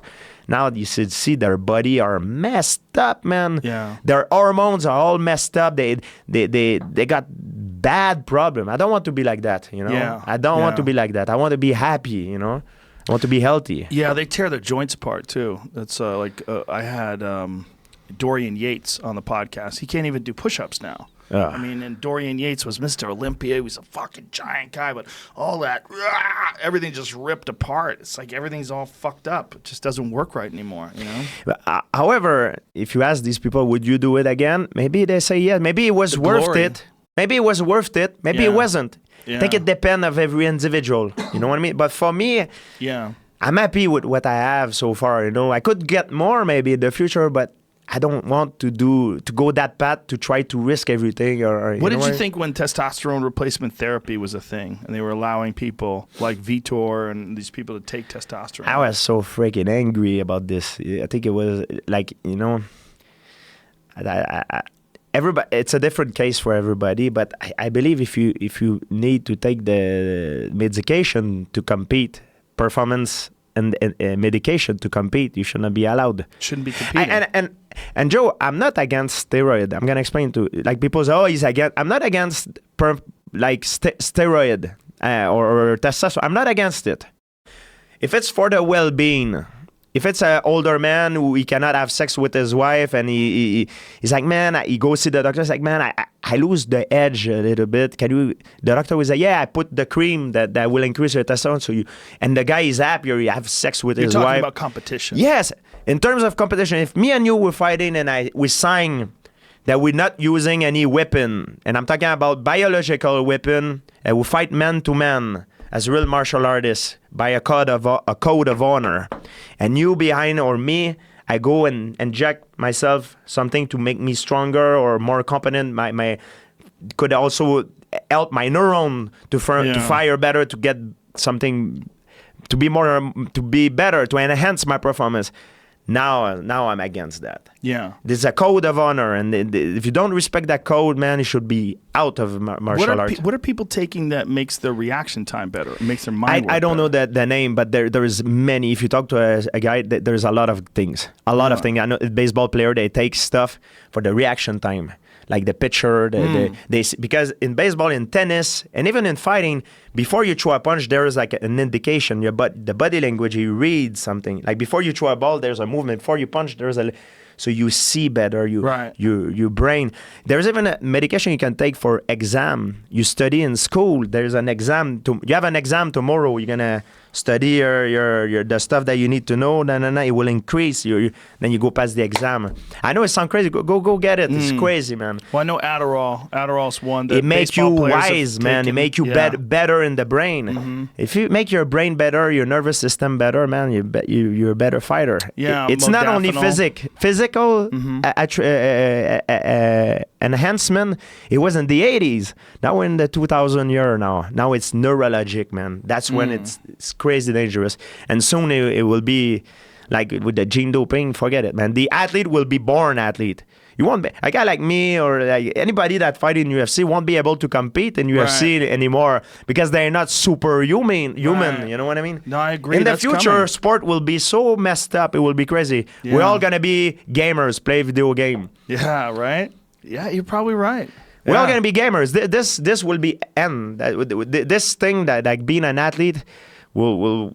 It's not gonna make any sense in the future, I believe. You know, maybe it will be completely ridiculous. It's like, oh, you're not born. You're never gonna be. You have no. You know what I mean? And it will be real because you're not born to be an athlete. You're not bred to be an athlete. Yeah, with gene editing, they're going to be able to change your height. They can do it now. They can do it now. They haven't really shown that they can do it with humans in America, at least. It's crazy. But they're absolutely experimenting with it all over the world. The cow and it's insane. Yeah. It's insane. They're doing a lot of crazy shit. Yeah. And I think maybe it's 100 years, maybe it's 50 years, but whatever it is, in that amount of time, you're going to be dealing with people that are basically superheroes.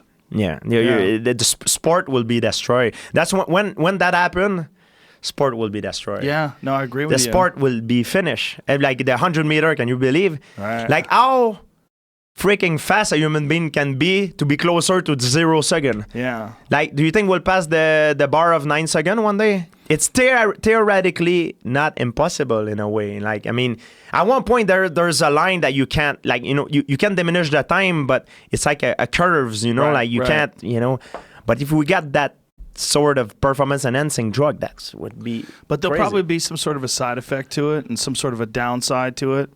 You know, they'll probably die younger, their tissue will diminish faster, but who knows? Maybe they'll be able to regenerate stuff. If you talk to some doctor that knows, like I know you have done, they said that steroid, like performance enhancing drug, if they do it well, some people don't have any side effect of it. Right. If you don't abuse it. Yes. Yeah. So, man, maybe it won't have any side effect. Maybe everybody will be on it. Maybe it will be like an iPhone. Will be like, oh, that's like. Right. Who knows? Who knows? The future. Who knows? You know? Yeah, it's totally possible. I mean, you might be, in a lot of ways, one of the last of the natural athletes. Maybe it's a few more years before we get there, but yeah, man. Yeah. When I think about it, it's gonna be finished. It's gonna be, I don't know. Maybe we're all gonna be video game players or whatever. When you see yourself competing again, how much longer do you think you'll wait out? I mean, you're 37 now. When do you think will be healthy enough? When will your colitis feel good enough? Like, do you have a time period? It's hard to say. Maybe a few weeks. Maybe take a few weeks. Maybe 1, 2, 3 months max. Maybe maximum. So maybe less than that. Maybe less than that. A little bit of time off. Just a little bit of time. Yeah. So, I want to make sure I get past that, because I feel like if I go back into it and it will start all over again, and I don't want that. It was bad, Joe. I couldn't sleep night. I was like cramp, like bad cramp. Mm-hmm. Like I stay up all night and had the sparring the next day, and oh my god, it was crazy, man. It's very bad. I had blood. I had to go in the bathroom. I had blood, man. You feel like you want to go to the bathroom, but then nothing come out. Then is the blood that come out, man. You look at the bathroom, you see the blood. You think it's like, man, what's wrong? Right. You think it like Cancer or something. the Dream Catcher, the movie with Steve King. yeah, you know what I mean? Like, it's like, what the hell? You know what I mean? Oh yeah. It's crazy, man. You're like, what's happening with me? Am I dying? I was very worried. I don't want to go back to this. Right. I want to make sure I take care of this stuff. You know. So just maybe even a few more months of just taking care of your body. Maybe month, week. I want to see when I feel good. I'll let a little bit time. When I feel like 100%, like I don't feel anything, like sometimes I still feel like when I'm gonna eat, I feel not the cramp, not the pain, but I feel inside is something different. Right. But it diminish every week. It's every month it diminish. I see a difference. So if you do go back and you go back to 55, have you tried to make that cut before? I never tried, and I won't. When I explain to you, I'm not a fan of weight cutting. I think weight cutting should be like a marathon runner. A marathon runner, when you train for a marathon, he never does a marathon in his training. He does half or maybe a quarter of it at different things. So it's not healthy to lose your weight. Right. You dehydrate yourself. And starving is not that bad, but it's more the dehydration problem. Me, I'm very worried about health issue, and I don't want this. Very important. So when I do it, I go all in. I'll do like the Bisping fight. I never tried to get my weight much. It's different, you know, when you go up and go down. But right. I said yes, I do it, and I go and you know what I mean, and I do it. I like the thrill of it, the excitement of the unknown. Well, it kind of excites me in a way. I don't know if you know. So it's kind of an experimentation. It's live. I cannot mess up. Right. That's what excites me.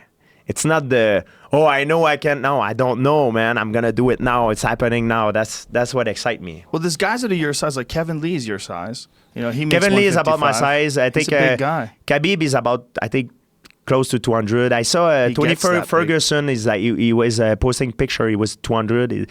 I never been naturally 200. Like when I fought Bisping, at one point I was almost 200. Like I was like big guy. Like, but I was like all like water retention. I didn't feel right. It was not feeling good, man. Yeah, Kevin is a big guy, and there was an article today I saw somewhere that was saying, you know, that Kevin really wants a 165-pound weight class. Like he can't really make 155. Very much longer. I think he will be the best, man, this guy. I think he's good. If I look at all the new guys that are coming, it's freaking scary, man. Mm-hmm. I'm 37. Maybe I have one, or maybe 1, 2, maybe 3. I don't know. Like I do my thing and I get out of here, man. When do you think you're gonna retire? Do you have an idea? Oh, I'm never 40? gonna 40. It's impossible that I fight past 40. Impossible. I'm not gonna fight in a cage at 40 years old, man. But you're like 37. It's like a kid that play like that's Arnold Schwarzenegger. What he says to me, it's like a kid that play with a train. He's 2 years old, 3 years old, 4 years old, 5 years old. Then you look at the train when he gets 6 years old. He's like, what the hell I'm doing with that train? At 40 years old, it's finished for me. Fighting in a cage, I've done it. It's like it's not interesting. 40 years old, I'm a grown man. I'm not gonna fight in a freaking cage at 40 years old. But that's only 36 months from now. You're saying it like it's forever. Yeah, exactly. So it has to happen fast. It has to happen fast. And if it don't happen, I'm happy. I'm happy too. Well, the comeback alone was like one of the greatest comebacks ever. Yeah. To come back after 4 years, win the title, beat the champion, and beat him definitively. Rear naked choke, put him to sleep. That's why, Joe, it need to be something that really excites me. Because I'm going to tell you something. One of my friends, C.T. Fletcher, he says something. I love C.T. Fletcher. He's amazing. He just had his heart transplant. Yeah, he's doing good now. He's send better. Out some love to C.T. Yeah. C.T., you're the inspiration, man. Yeah, man. C.T., you're inspiration, man. We love that guy. He says satisfaction is the death blow. And it's true. Now I'm happy, I'm satisfied. But if I see something... Satisfaction is what? What does he say? Is death blow, is finish. If you're satisfied... If you're a champion and you're satisfied, you retire, man, because you're going down, you finish. Right. You're going to get hurt. Yeah. As an athlete, especially in our game. Now, man, everything I do, I go further and further. Right. That's why I didn't want to fight Nate Diaz. Because if I fight Nate Diaz, if it's been done before, it's not excited for me. And I would be going into that fight satisfy. And if I do that, it's very dangerous. I want to do something that I'm like the 155, I'm like, I never did it before, title, like, or beating a certain guy that he's on a freaking rise. And that would be Khabib then, because like Nate has already beaten Conor. Could be Khabib, could be, I don't know, if they're new guy that do something that is unbeatable. Right. And me, I come back, I'm like, oh, George never gonna beat that. When you say never, man, I love it. You say never when they know that as crazy as it is, when you said never gonna come back, I'm like, it excites me. And when you say I cannot do that, it's never been done before, that's mean if I do it, it will be the first time. That excites me. That really turned me on. There's a lot of things that turn me on in life. Is a woman, dinosaurs, and this. The people that say don't. That really make me going crazy. Why dinosaurs? No, but it's paleontology. Since I'm a kid, you really love paleontology? I study paleontology. Wow, yeah. That's awesome, man. Yeah, I traveled the world during those 4 years off, by the way. Did you? Yeah. What did you do during those 4 years off? I traveled a lot of the world on the site. On sightseeing. Yeah. I would never be that. Made me realize too that I could never be a paleontologist. I don't have the patience to go like with a toothbrush. For hours. I would drive me. I like to get the knowledge of it, to be on the field, to get the knowledge fast. Right. But I don't like to work to get the knowledge. Right. Which make me not a real paleontologist. The paleontologist is willing to put the work into it. Yeah.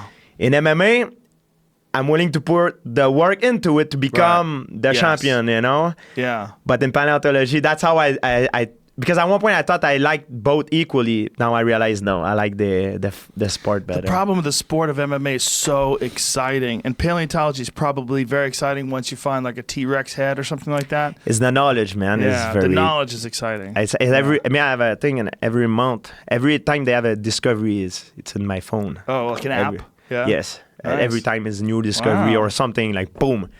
And my friend, they make fun of me. They're like, man, you fight in a cage, you beat up people, and you like paleontology. What's wrong with you? Because they make fun of me. I went in Argentina in Patagonia. I was there with like paleontologists, biologists, and microbiologists on site, you know. And I had a blast, man. It was amazing. But people was like, Georges is gone in a freaking bad land and by like alone, isolated for the rest of the world to do that kind of stuff, you know. So they were making fun. Did you find anything? I did not find it, but I went on site. I saw eggs. I saw sauropod remains, titanosaurs. These are the still in the ground when you were there. Like they're finding it, they're excavating it. Yeah, but Joe, it's a long process, man. Yeah. Has been covered for at least like 66 million years, man. You talk about like and the place where I was, it was early Cretaceous. No, it was late Cretaceous, but it was like 100 million years. So that's mean it did not get exposed to oxygen for 100 million years. That's why you got. So you it's like a crime scene, man. When you go on these things, you it's freaking there, man. It's like a crime scene that you discover, but like a 100 million years crime scene, man. You see these sauropods, man, these titanosaurs. It's insane, man. Well, it's crazy too that it's not even really a bone anymore. The mineral has replaced the bone, and you just get the shape of the bone that's sort of been fossilized. Yeah. You know, like that's why if you see like megalodon teeth, they're black. I have in my house the megalodon teeth. Crazy, right? Yeah, it's insane, man. Megalodon is like the strongest bite force ever recorded, man. It's crazy. It's a big fucking animal. It was a huge fish. Yeah, you feed on whales. Like, it's crazy. But like, this is one of the things that really excited me. So during those 4 years I was doing, man, I had a blast. I didn't have the time to do it before that, and I felt like it was missing in my life. Really? Paleontology is missing in your life? Yeah. That's fascinating. I went to Alberta. I went also in Dakota in the United States. Dakota? Now I want to go in Egypt, and then Egypt and Morocco. There was some site that there were, once upon a time, it was like I'm talking about this, probably nobody cares, but I love it. There were like 3 giant apex predator living in the same, like a giant crocodile, Sarcosuchus, Carcharodontosaurus, and Spinosaurus.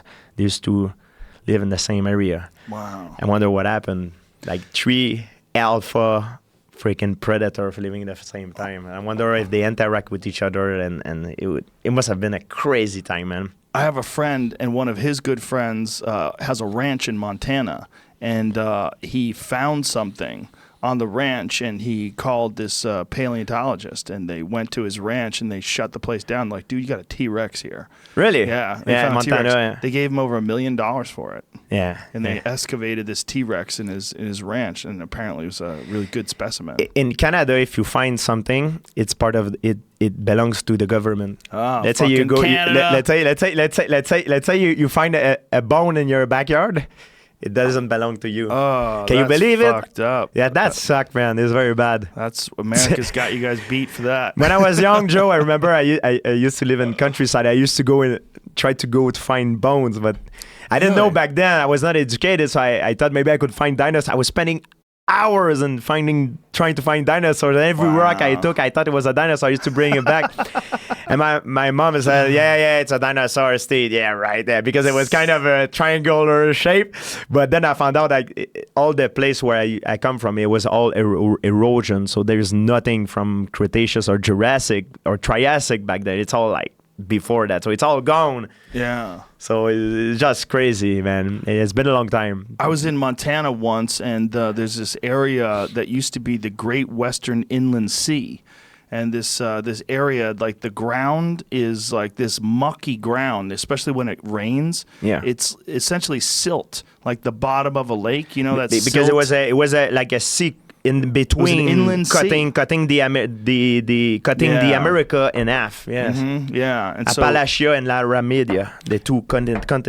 Yeah, look, you know all about that. I can know this, man. I know as much as MMA with this stuff. Really? Almost, yeah. Wow. Like maybe not, but I am passionate with this, man. A long time. It's fascinating when you're walking around this area in Montana. It's called the Missouri Breaks, and because this ground, it does feel like, you know, if you've ever like seen a lake bed, if the water recedes, it's got that silty sort of weird mud. This is the whole ground is like this. Yeah. It sticks to your boots, like it gets heavy and clumps on the bottom of your boots. It's like this muck.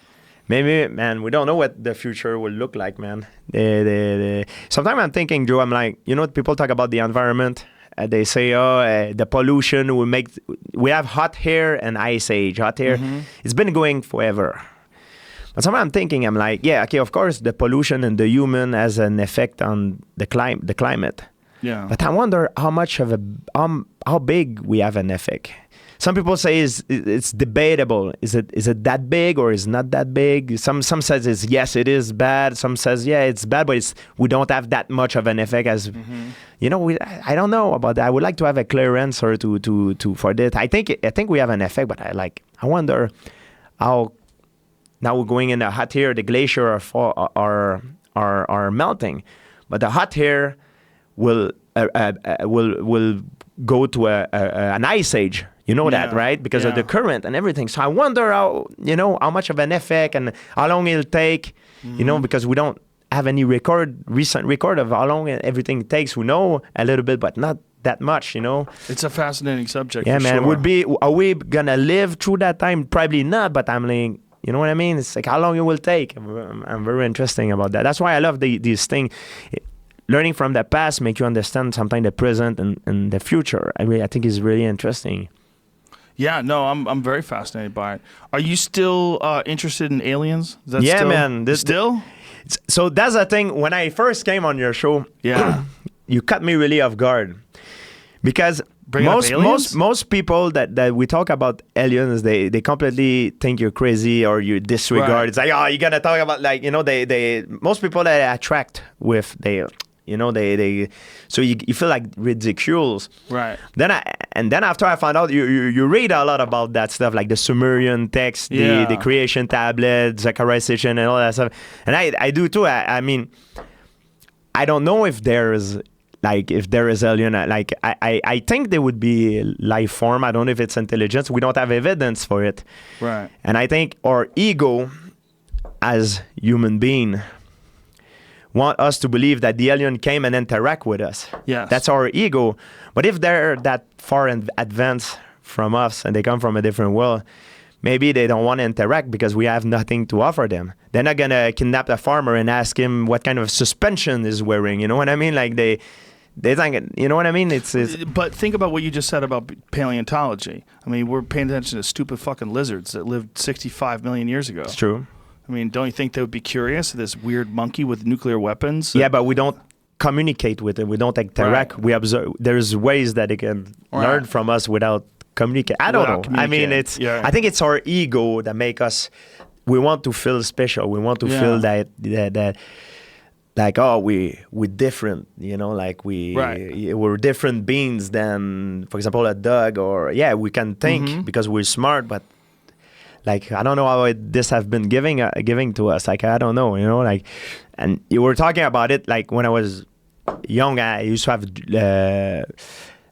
Like we talked about it last time. You said, oh, you were talking about like the experience. I said, I remember that I remembered, but I can't recall it. When I was young, I don't know if it's a dream. I remember I used to draw figure of monster. I say my mom is like, it's the monster. They come get me at night. That's what we talked last time. Right. But I was very uncomfortable.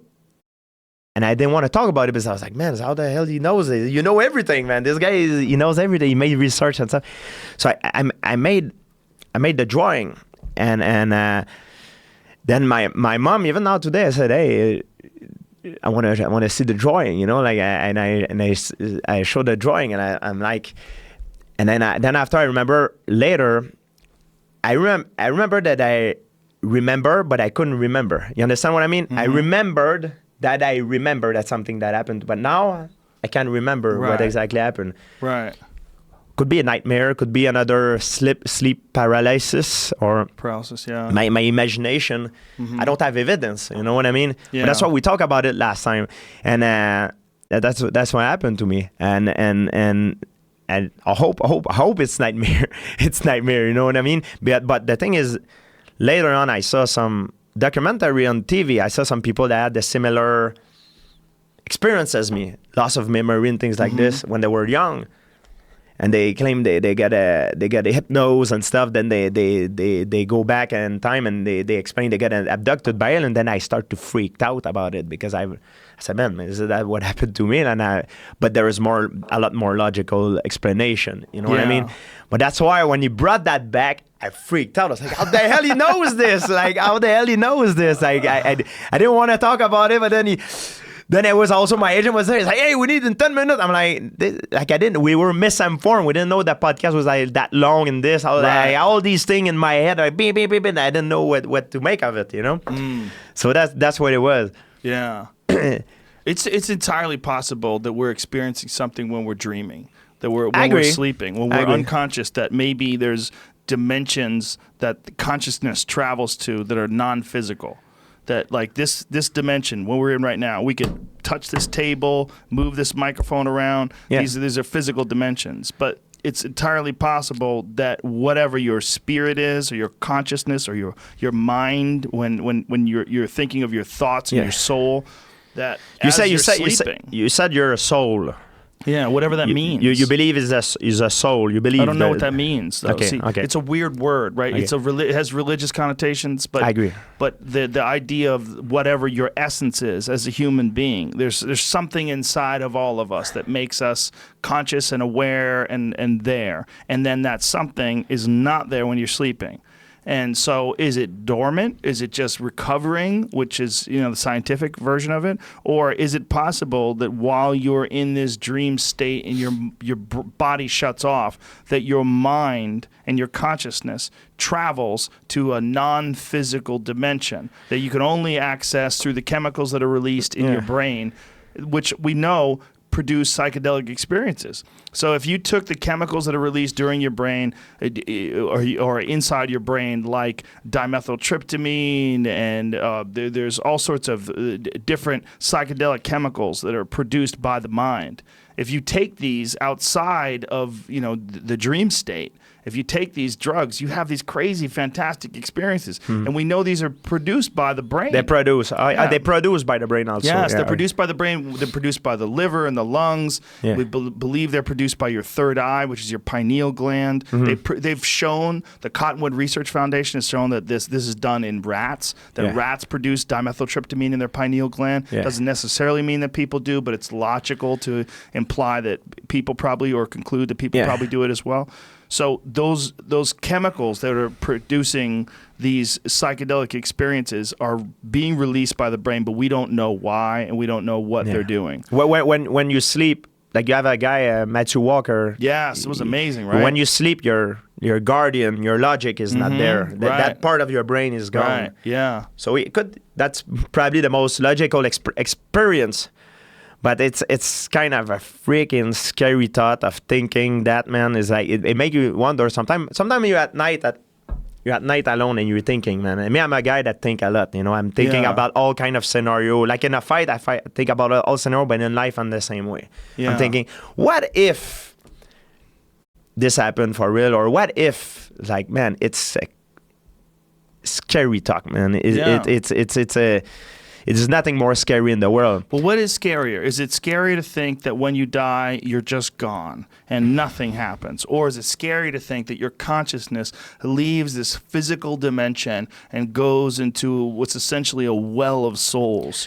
Just a dimension, a non-physical dimension of consciousness where all consciousness interacts with each other, and it's just geometric patterns that don't have a physical being attached to them.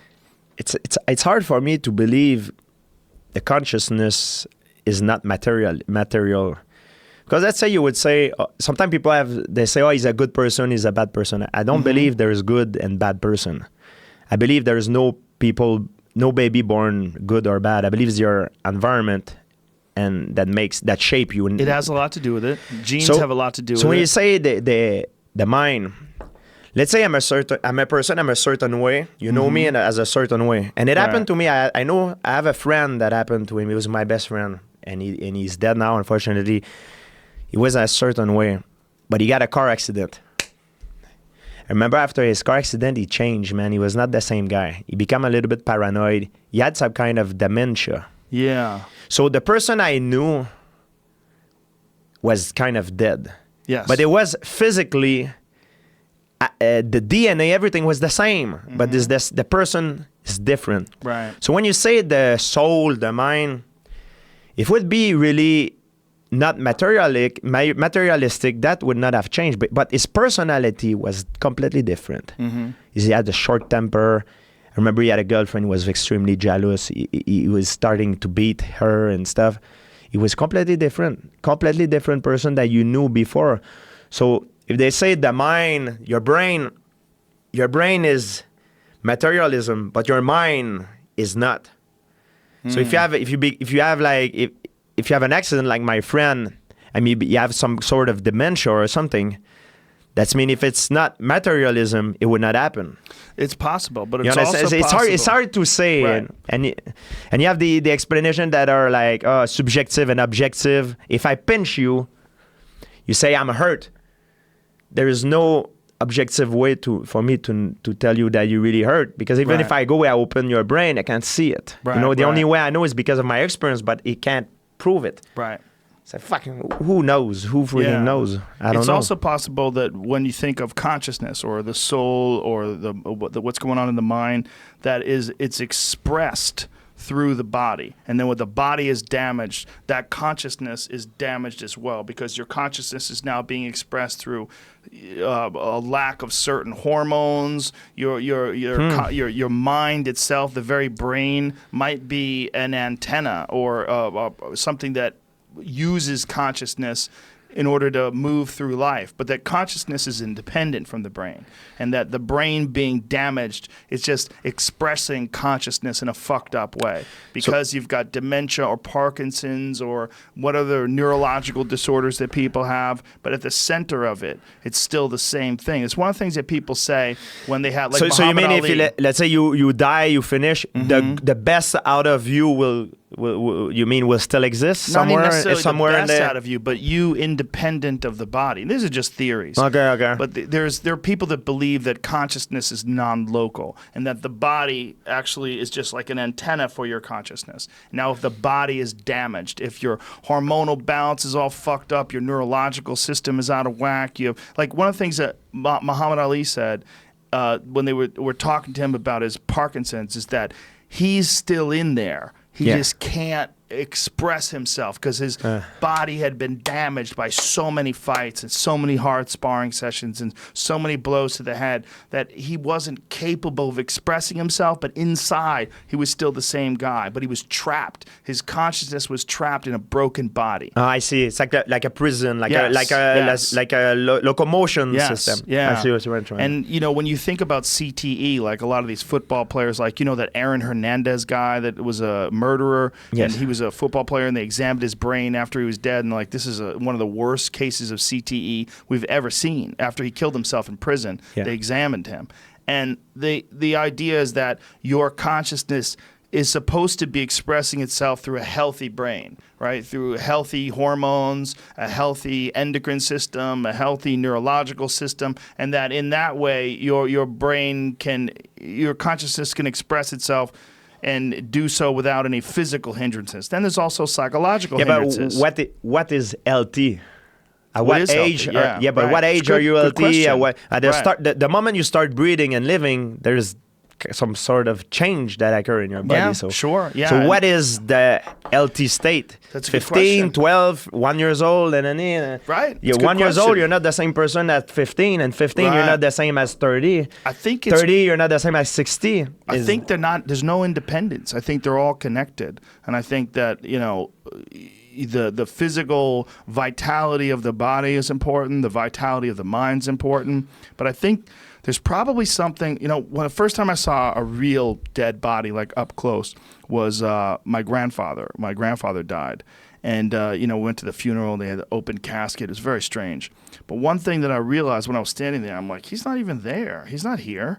Like, he's not here. Yeah. This body, I mean, this might have been where my grandfather lived. He might have lived in this body. But he's not here anymore. Yeah. It was a very strange feeling to me because it was like, internally I realized, I'm like, I get the fact that he's dead and he's not moving and that this is his body. He's been embalmed and they put makeup on you and all this weird shit. But it was also this feeling like he's not there. He's gone. Yeah. But what is the body then? Is the body a vehicle for whatever you are? Yeah. Maybe one day we'll know. Maybe we won't. It's one of those philosophical questions. It's conceptual. It's also, people have their ideological reasons for believing one thing or another. There's people that are nihilists that think, it's over when it's over, and then you go to black and that's it. You're done.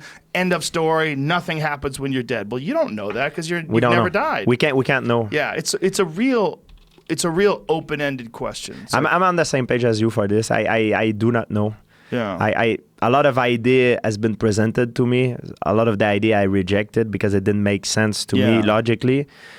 Like do you believe in free will? Right, that's a good one. If my phone is there and it falls, there's a reason why it falls. The asymmetry of the phone make it fall. Maybe I blow. Right. Is a reason. I won't say my phone only fell, but if you do something wrong, for example, you kill someone. You just not decide, like, kill someone. Like, there's a reason why you do something.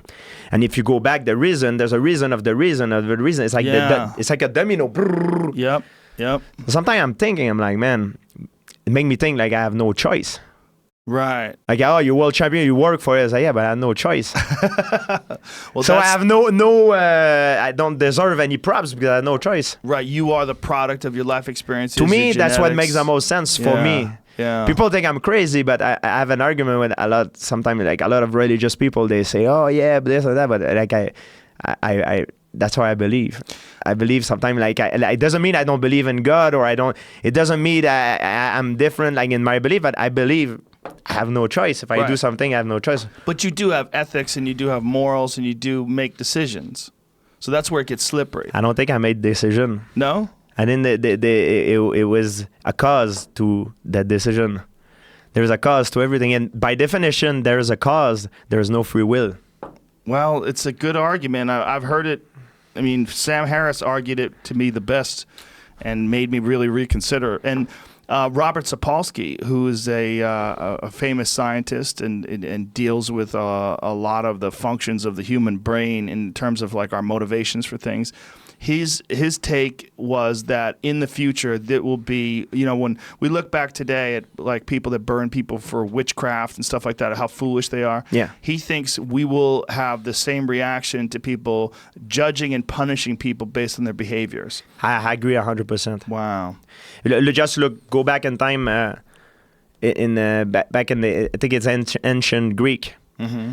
The men that were teaching knowledge to kids in exchange of sexual favor. There was it happened. Yeah. Now we call that pedophilia. It's wrong. We put the people in prison. But back in the day, it was normal. You know what I mean? Sometimes our conception of good and bad or choice, I choose. Like I don't know, man. I don't believe there is good and bad. I don't believe the choice. I have a hard time to believe I choose something. Well, there's certainly things that you think are more positive than negative, right? Like being kind to people and friendly to people is more positive than being, a murderer. Yeah, let's say you have a gun. Let's say you want to kill someone. It's, hey, George, can you borrow me a gun, please? I say, oh, yeah, I'm nice. A nice gesture. I will give you a gun, but then you go kill someone. So is my gesture is nice or is not nice? Good, bad, it all depends on how you see, Joe. It all depends on how you see. It depends on why you're giving the person the gun, right? Hey, this guy raped a little kid. Give me your gun. I'm going to go kill him. It's like, oh, yeah, I'll go do a good thing and I'll let you borrow my gun so you can go kill this bad person. Okay, then my argument is, you said, George, give me your gun. I want to go kill this guy. I said, okay, I go give you the gun. This guy is Adolf Hitler. You go kill him. Is a good thing or bad thing? To certain people will be good, so certain people will be bad. It depends what's is good and bad. Yeah. So I sometimes I'm thinking like, man, all this, who knows, man? We freaking don't know, man. Yeah. That's the interesting thing about life is that there's a lot of things in life that are messy. There's not a simple answer. Yeah. So we have choice. It's like a pool game. Yeah. If mathematically I can. Like I thought I had this talk with Ferraz, and Ferraz is very smart. He studied philosophy. He had a degree in philosophy. It's like fighting. You fight a guy. You study his pattern. Like when you do this, he do that. When you do this, he do that.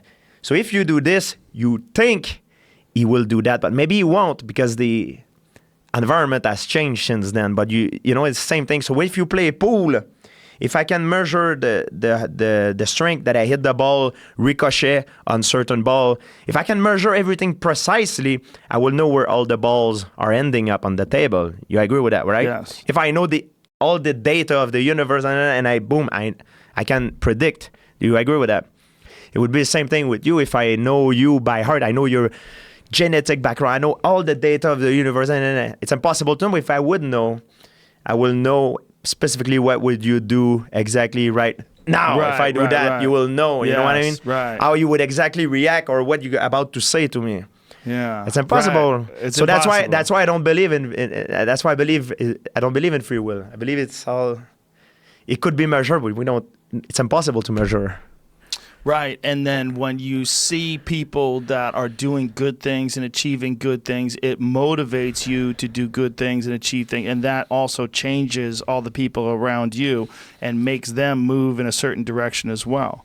And if you look at certain cultures that are extremely negative and crime-ridden and fucked up, they produce extremely negative, crime-ridden, fucked up people. Yeah, it's true. It's like there's all this going on there. Is it the fault of those people? And that's one of the things that people really criticize, and I think rightly so, about like hardcore right-wing people that think everyone should be responsible for their own actions. I don't care if you grow up in a crime-ridden neighborhood. You stop doing crime and you be a good person, and that's not an easy task. The brain has no way to know if an information is relevant or not. If you grew up in a Democrat system with Democrat value, you'll be, if you're smart, you'll be a smarter Democrat. If you grew up in this same, but in a Republican system, you'll be a smarter Republican. However, maybe there are things in your environment that will make you switch. Maybe you hate your dad. You're like, fuck him. I'm going to be a Democrat. Exactly. Yeah. We don't know, but your brain has no way. So sometimes there's a show on TV like Evil Genius. Mm-hmm. The guy, how comes he's so smart, but he's an evil? Like that comes to what we talk about. Like we don't good bad. There's no good bad. There is no. That's why when I fight, like I fight guys like Nick Diaz or and I swear it's true. Let's say I drive my car and I see he has a problem with his car, man, I will stop to help him. Like even though he was not nice or like whoever it is, I will do it because for me I don't think, it's not that I'm nice, it's the way I think, It's who you are. Yeah, exactly. I have no choice to be like I am. It is what it is, I've gotten better at that as I've gotten older. Better at forgiving people and not holding grudges and not being upset at people. And if I see someone that I had a problem with in the past, just give them a hug. I don't care. Yeah. I think it's not healthy to carry around grudges. And it make you feel good sometimes too. Yeah, it feels real good. And it feels real bad to keep that hate and anger inside of you. It festers away and you think of, well, if he says this, then I'm going to say that. And fuck him. And he shouldn't have done this. Well, I shouldn't have done that. But I only did that because he did this. And you have these little stupid arguments in your head instead of just saying hi and just being friendly or saying you're sorry or saying, hey, man, I don't have a problem with you. There's a guy that a few years ago, I drove my car on the street in Montreal. It's like in the evening. I see a tall guy coming at me, and he begged for money. Put down my window. This guy, I swear it's true story. He's a guy that used to bully me in school. Whoa. I say, I don't want to say his name, but I say, hey, wait a second. I park my car. Park the car. Go talk to him. I say, what the hell you doing here, man? He's like. And he thought I would be angry because when he see me, he saw his reaction like shoot, like now I'm world champion, right. Like I can beat him up, Right. Back in the day, he was like 3 years older than me, was bigger, he was beating me up in the bus. This guy. Now he see me, he's like kind of a scare. I get out of my car, he don't know if he should run or not. So I go to him, I say, what you do here, man? He's like you. He's like, yeah, I know, but things doesn't go well for me, I'm like. I was like, all right. It's like, man, you're a tall guy, you're good looking. It's like, what you doing here, man? It's like, I give him what I have left on me, Like, I don't remember, like 100 something. I give him. I say, get out of here, man. It's like, you're full of potential. It's like, get out of here, man.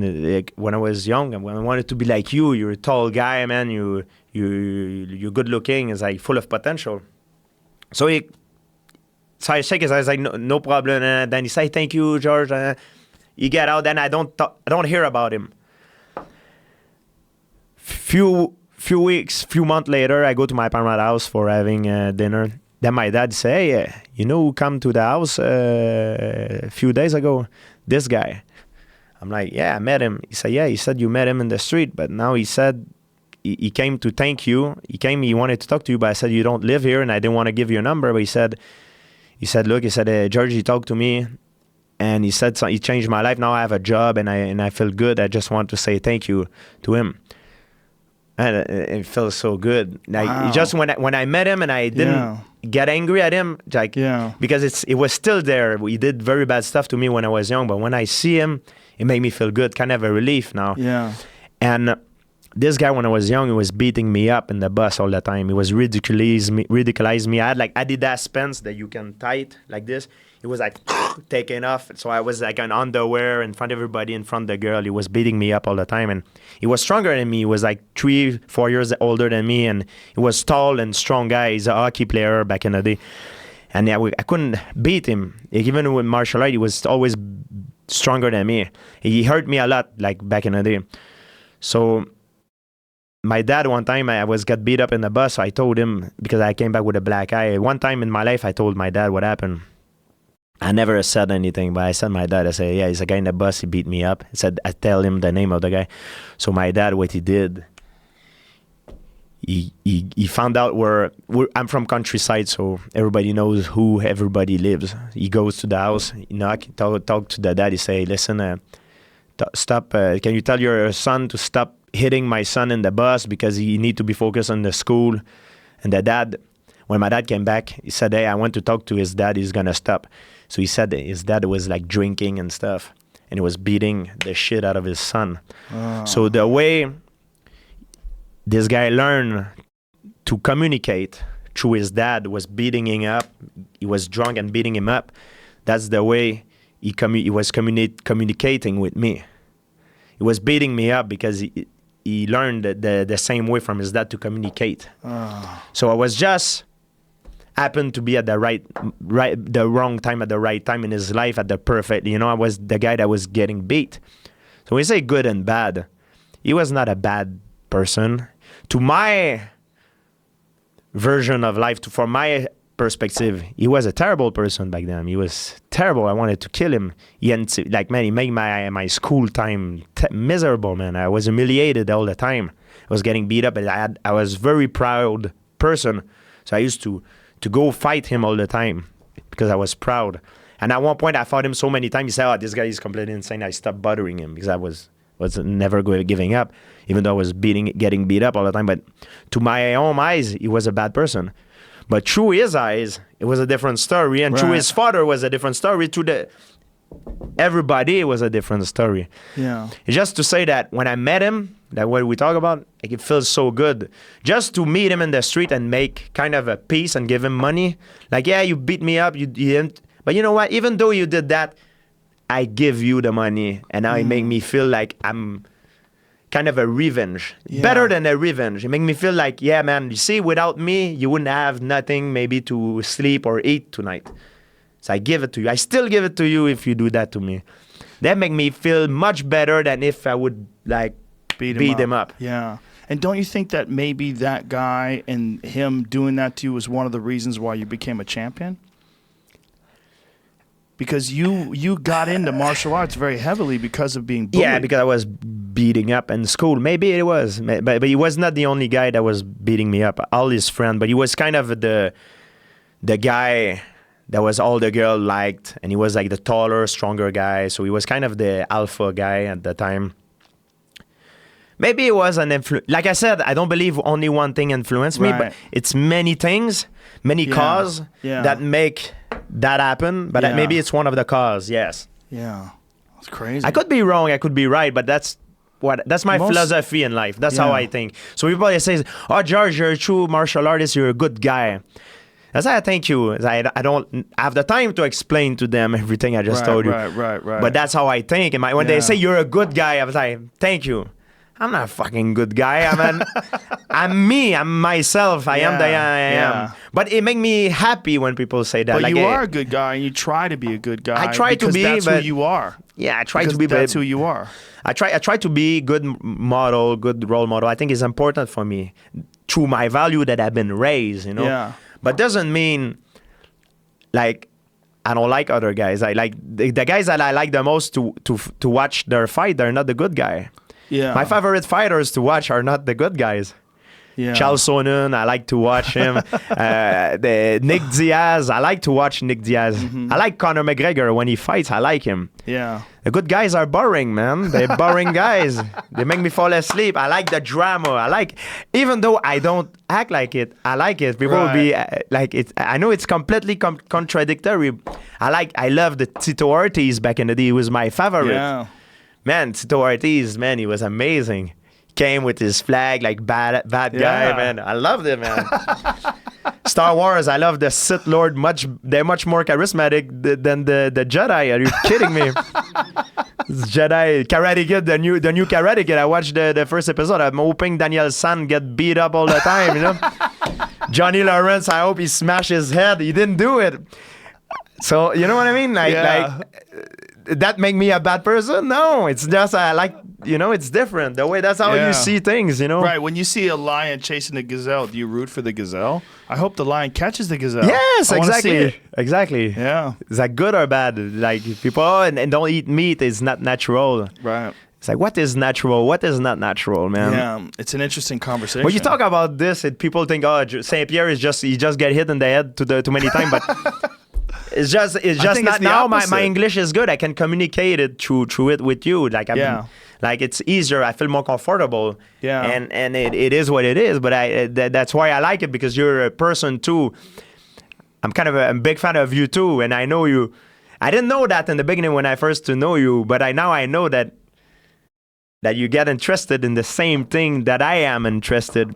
And what I like about you, Joe, is you don't give a damn. You do whatever, you have no boss. You do whatever you want, whenever you want, with who you want. And me, I respect that. It's kind of a code. You have your own code that you do, and I respect that. I like human being like this. I like to be with human being like this. Guys, I have no code. I don't like this. Yeah. I don't like. Me, my circle of friends is short. You know, I have a few guys I like. I keep I'm diplomatic with a lot of people, but I'm not friend with a lot of people. Yeah. I'm diplomatic because I have to be for my work, for my business, for the person I am, and I don't like confrontations. I'm diplomatic, but doesn't mean I like everybody. You know. Well, I think your relationships that you have with people, the exchanges you have with people, it's very important to keep only positive, influential, strong people around you, because you learn and you grow from those people, and they give you fuel. When you're around people who are inspirational, or doing interesting things, who live their life by a code, who are ambitious, who succeed, who try hard, difficult things, those are the people that inspire and give you energy. And I feel better around them. I feel like I get energy from them, versus people that are always making excuses, and people that are always falling short, people that fail all the time, and people that complain all the time. Those people are the opposite. And those people, they take away from you. And you're around them, you're just like, oh, I just got to get away from this guy. However, it doesn't mean that the good people that you have in your life will always be the good people for different situations. Right. Example. Before a fight, my families, I stay the hell away from them. I'm going to explain to you why. It's my family, they care about me. I remember before fights, before I used to go eat at my parent, with my parent and my family, it used to be like the last dinner. They eat their soup. They look at me like, "Are you okay? You feel good? You're not sick, huh?" And before a fight, I need to feel like I'm going to war with my soldier. I need to feel that what I'm doing, it's normal, even though it's not. Yeah. So when I hang out with my family, they have a normal life. So what I do, they see me like an outcast. Like, man, this guy is completely insane. He's about to go fight in a cage. He can die. Oh my God. Yeah. And I feel that because they love me. So my family, before the fight, I stay away from them. I stay away from a lot of the people that I love, that are my circle of friends, or real people I love, like family. And I bring back closer the people like Faraz, John, the fighters guys. Even guys that are maybe not as much as my friend, but they like... They understand the mentality. Yes. So it make me feel normal. It make me feel strong, because we go in war. When you go in war, you don't bring a wife, your kid, your family, and you bring the people that you go in war with. Yeah. You know what I mean? It's very important for me. So it's depending what's going on, I believe. Yes. Good and bad people, you know, it's not always good, not always bad, depending the context, you know. Yeah, no, that makes a lot of sense. That makes a lot of sense. Yeah. Especially them being nervous about your fight, like being nervous. That energy is contagious. Bro, I'm already nervous. Like it is. I don't want to be more nervous. Yeah. And I hate fighting. People say, no, you don't. I really do. And I know you, maybe a lot of people don't believe me, but I'm gonna try and explain the best I can. In every jobs, there is no perfect job. Do you agree that there's no perfect job that you like everything about it? It's impossible. My job as a professional athlete in mixed martial art, on 365 days, I fight. Normally, when I was very active, I used to fight twice a year approximately.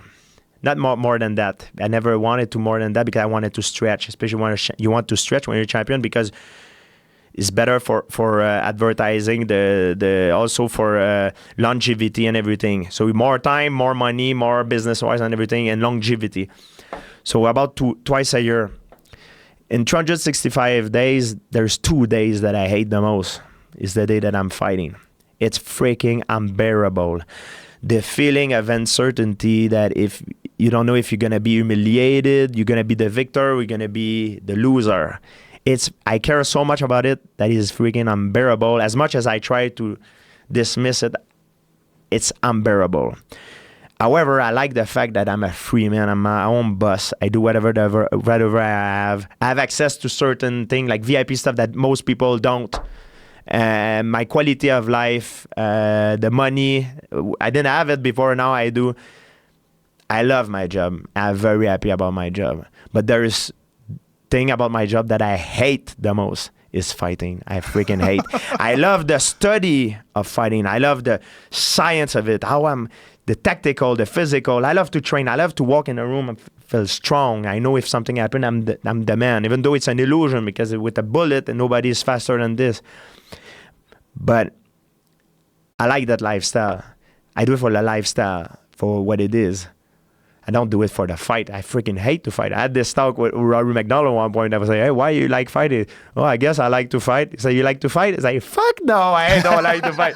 And everybody in the room turn around. They look at me like I'm crazy. I'm like, you guys are all crazy. You think I like to fight in a cage in front of millions of people, maybe get humiliated, knocked out, or die? Are you crazy? I don't like to fight. Are you nuts? I like to win. When you win, the feeling is unbelievable. It's so good that it's worth this. Yeah.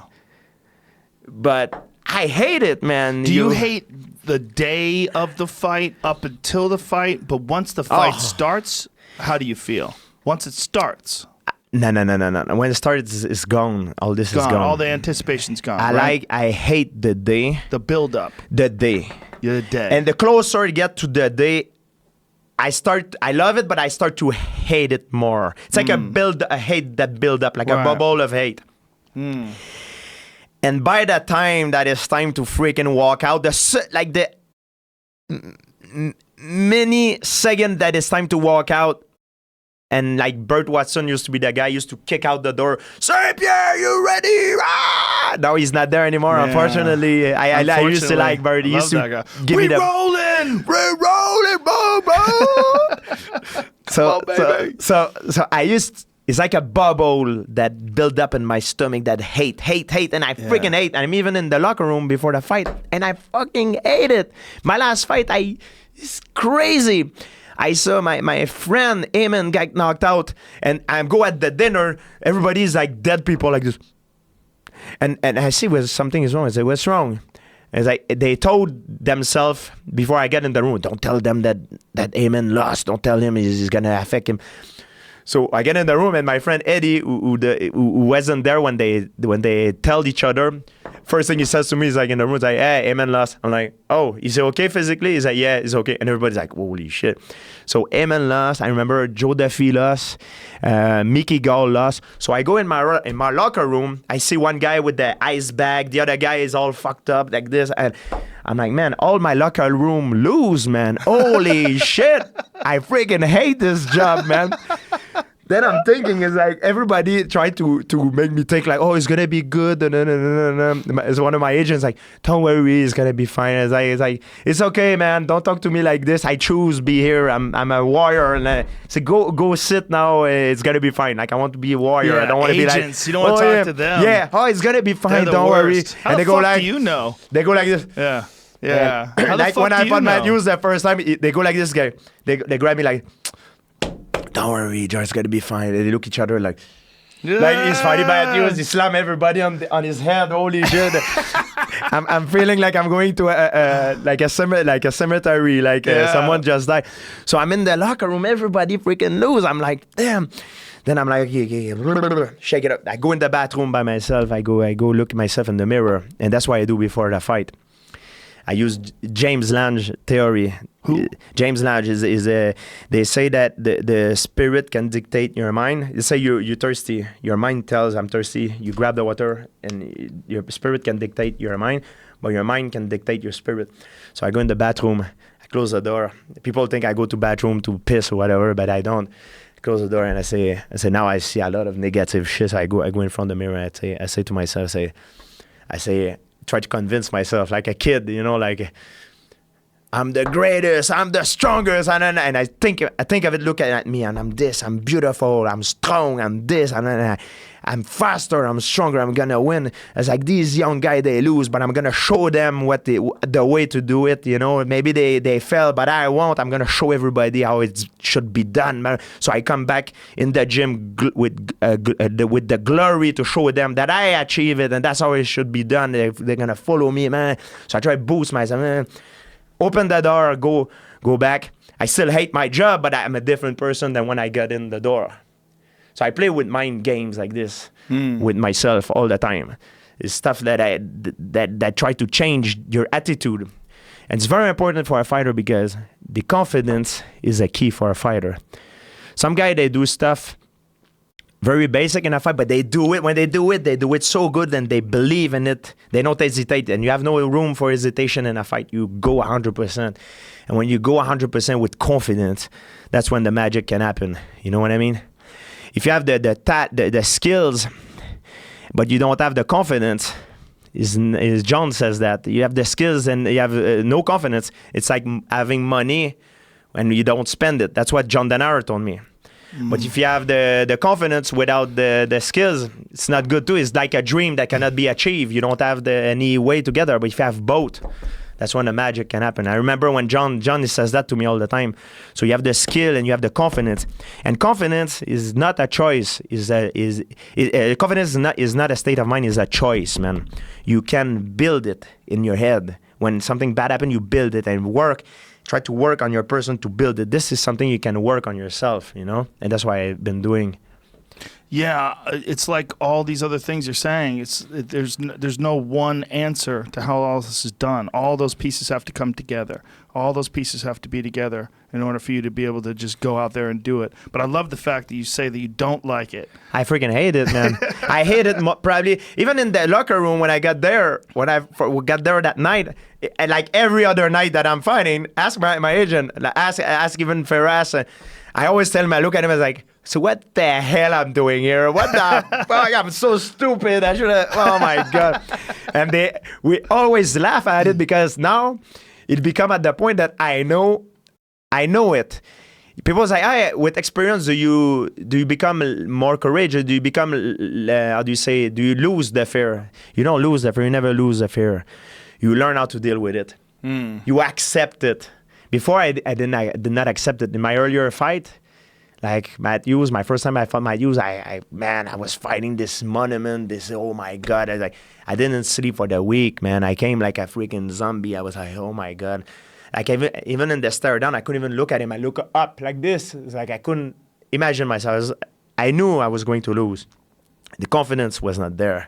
I have the skill, but it's not the confidence. So it's very important, the confidence, you know, for a fighter, confidence is very important. That's why you have guys in the gym that are very good in the gym. They get into a fight. They shitty fighter. They're king in the gym. They go in a fight. All that stuff crush them. You have guys that are normal in the gym. I've seen guys in UFC, they fight in UFC. They freaking bad. I can't say for the respect, but I spar with them and they suck.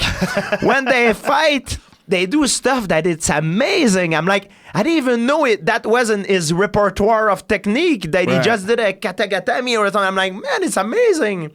I didn't even know he knew that. Right. Because of confidence, man. And when you have both the skill and the confidence, like you see like John Jones, man, is magic, man. You go there, spinning freaking elbows and stuff. Like you don't hesitate, he goes, man. Yeah. JRE Rodriguez is amazing. Bam, and stuff like that. It's just beautiful to watch, you know, and I really like that. The new generation, man, is scary as hell. Oh my God. Which fight excites you more, Conor or Khabib? Those are the two fights. If I was gonna make a fight for you, right now, it's like the big fight. The thing is with Khabib, he called me out. Physically now it's not good time for me. I need to wait a little bit. However, I feel the 155 division now is Conor is the champion. There's Ferguson, but I think Ferguson is out, and there's other guys too. But there's the two guys, Conor and Khabib. But Khabib now, I think he's the champion, but he need to fight maybe the Conor or to be like the real champion. He's the real champion. I don't like to say the real not champion, Well, it's a problem. And my opinion on the belt is really different than most people think. I don't even think it should be a belt. I think it should be fight. But it is what it is. And I agree with you on that. Make fun fight. Yeah. There's no belt. So, like I said, you cannot be the strongest man in the world. It's an illusion. Right. The belt, it elevates someone like you think he's a god. He's the strongest man in the. No, he's not. What's a good marketing tool? That 8th rank guy that can beat you, but maybe he cannot beat the 7 other in front of you. Yeah. Or you know what I mean? The 6 other. So yeah. I don't know how it could be done. It's bad to criticize a system if you don't suggest any alternative. I know it's bad what I do, but it's. Well, the problem is the system's in flux anyway, right? Because Tony was the interim champion, and he didn't do anything to lose it. All he did is fall down while doing press obligations to tear his knee apart. And then you have Connor, who just didn't defend it, and then they stripped him. And so you're going to give it to Khabib, but he's fighting Al Iaquinta, who ordinarily wouldn't be fighting for the title. So why does he have the potential to fight for the title? It doesn't make any sense. They just had to do it for this event because they had this big event in Brooklyn and they had to have a champion. So they decided this is how they're going to do it. But you got to be careful when you make decisions like that because you, in many people's eyes, in the eyes of the purists, you delegitimize. They lose value. Yes. I agree 100%. Yeah. It lose value too, especially like what I did make lose value too. Fight Hendricks, left. Fight Bisping, left. They freaking hate my guts. That's why. I don't think so though, because I think it's not good for the brand. It's not good, and I know it's not good. I'm not stupid. I realize it, but I had no choice, man. I go back there. I'm not in condition. You know what I mean? Yeah, but I think that it was all not worked my. out. Robbie Lawler won the title, and then Robbie Lawler lost the title to Tyron Woodley. Nobody doesn't think that Tyron Woodley is the legitimate champion because you retired. No, I mean it's a clear path. It makes sense. No, I understand. The same thing. Like I said, it's not WWE, man. I have to do what is the best for me, and I don't regret my decision. It is. So I regret that I stayed too long. I should have retired. Maybe take my first stop after Diaz. Yeah. Because Diaz was the big fight, and you know what I mean. It was the main guy, to fight. Then after but there's always a guy, Joe. That's the thing. There's always another freaking guy. That's the way this sport. We always believe that after that wall it will be no wall, but no, man, it's always another and I realize that and every fight are more expected than other and are bigger than other, and it is what it is, man. It is what it is. It's a very hard life mentally, like depending on how you wire psychologically. For me, it was a lot to take. Well, I think it's part a of lot the reason, to take for me. I have a theory about that. One of the reasons why it's a lot to take is because you're smart. I think smart people, they entertain all the possibilities. They think about all the possibilities. They're aware of all the variables. I'm a thinker. I think a lot. Yes, I analyze. I think a lot. I mean, it's good because it's prepared you very well and it's made you this incredible martial artist. But it creates a lot of anxiety because you're aware of all the possibilities. Whereas a person who doesn't think that much, I'm just going to go in there and fuck people up. Like that person might have an easier path to fight, but they might also have a shorter, limited potential. Absolutely. Because they're not aware of all the possibilities and they're not aware of all their flaws and not aware of all their strengths and weaknesses. They just know what they've done that's worked and they just keep doing that. And instead of developing this incredibly well-rounded game, they have a very, very limited game. But that limited game works on some people. I agree. It's this sport, the sport in general, it's kind of not fair when you look at it. Like you look at Demetrius Johnson, is probably right now the best ever. The best ever, yeah, I agree. Like, man, when I talk about confidence and skills, man, what is the better guy than this? What better guy than this? Yeah. Dominic Cruz, freaking amazing. Man, TJ Dillashaw. That's one fight. Look, I don't watch every fight, okay? I don't watch every fight because I'm not a fan of every fighter. But if there's a fight that I will pay my own ticket to sit in front and fly myself, is Demetrius Johnson against TJ Dillashaw. Absolutely. Man, it has to be done. It has to be done. Crazy. I agree. There's always things and factor that we don't know why it doesn't happen. Maybe we don't know everything, unfortunately. And yeah, like back in the day, me and Anderson Silva, it's a lot of things. Why it didn't happen? There's stuff that people don't know that back in the day I thought and I wanted to take care and didn't happen. But there's this fight, man, is just crazy, man. Sometimes it's sad in the sport, like you have a fight like Mayweather, Pacquiao, and it did not happen. Yeah. It sucked, but it is what it is, you know? Well, I think that Demetrius wants TJ Dillashaw to fight once at 125 pounds. Show that he can make the weight, especially when he's dealing with this incredibly long win streak. He's defended his title more than any other champion ever. So he doesn't want someone to come along and break his win streak that doesn't even make the weight. This as a... I have thought about this because I've been in a similar situation before. Yeah. This is a way to take care of this. With the lawyers, you write in the contract that if you don't make weight, there's no fight. Yeah. And the purse, you make the guy paying you a purse, not the UFC. Dillashaw would take the purse, give the purse.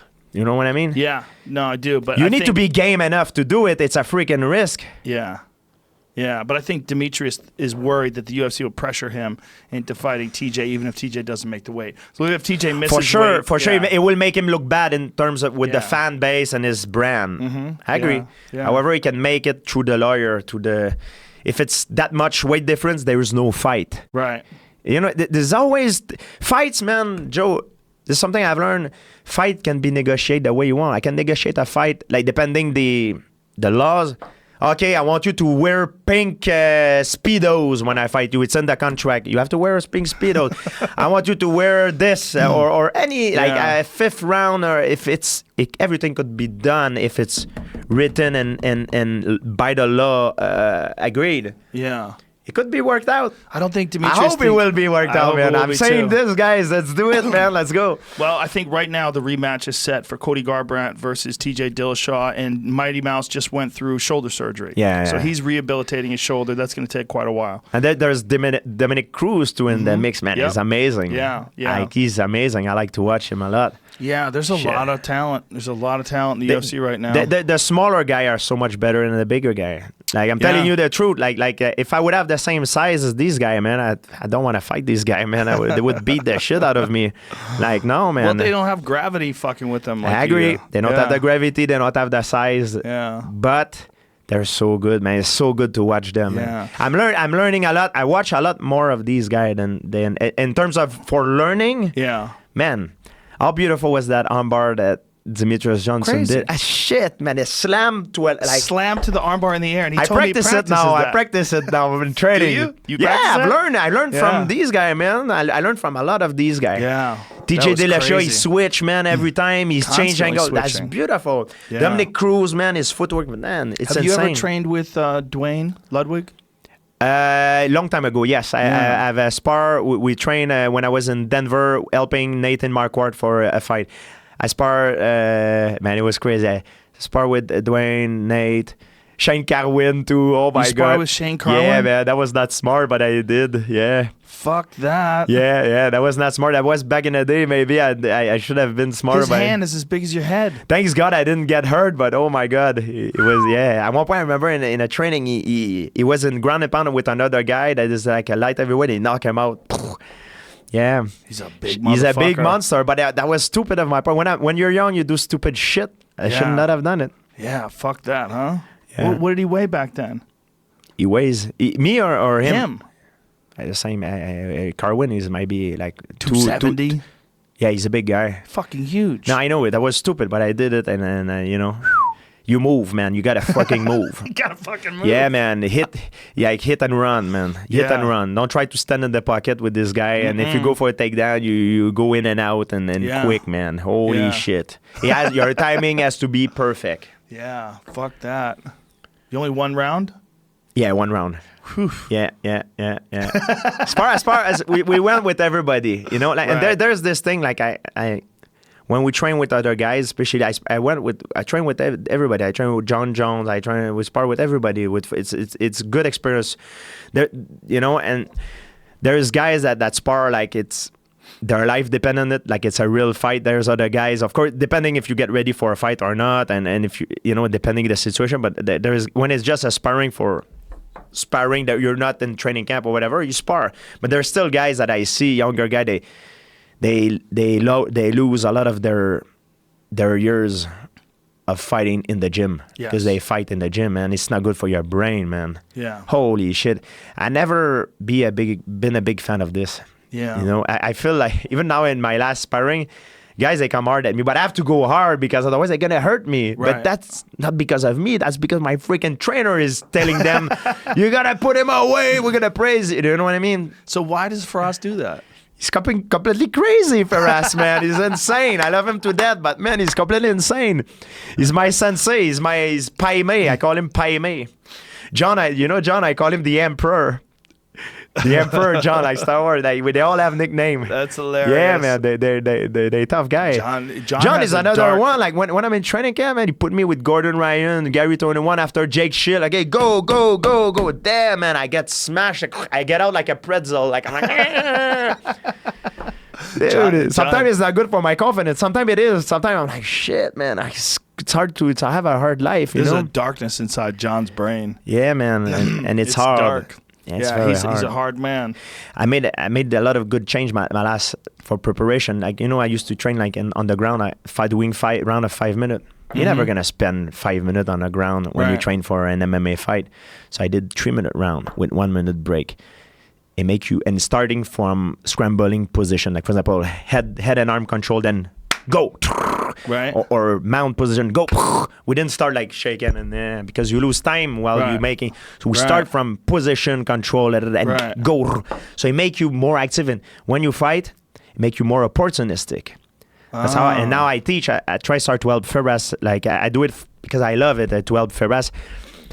And that's how I teach the people now. No more 5-minute round. When you train for an MMA fight, 3-minute round.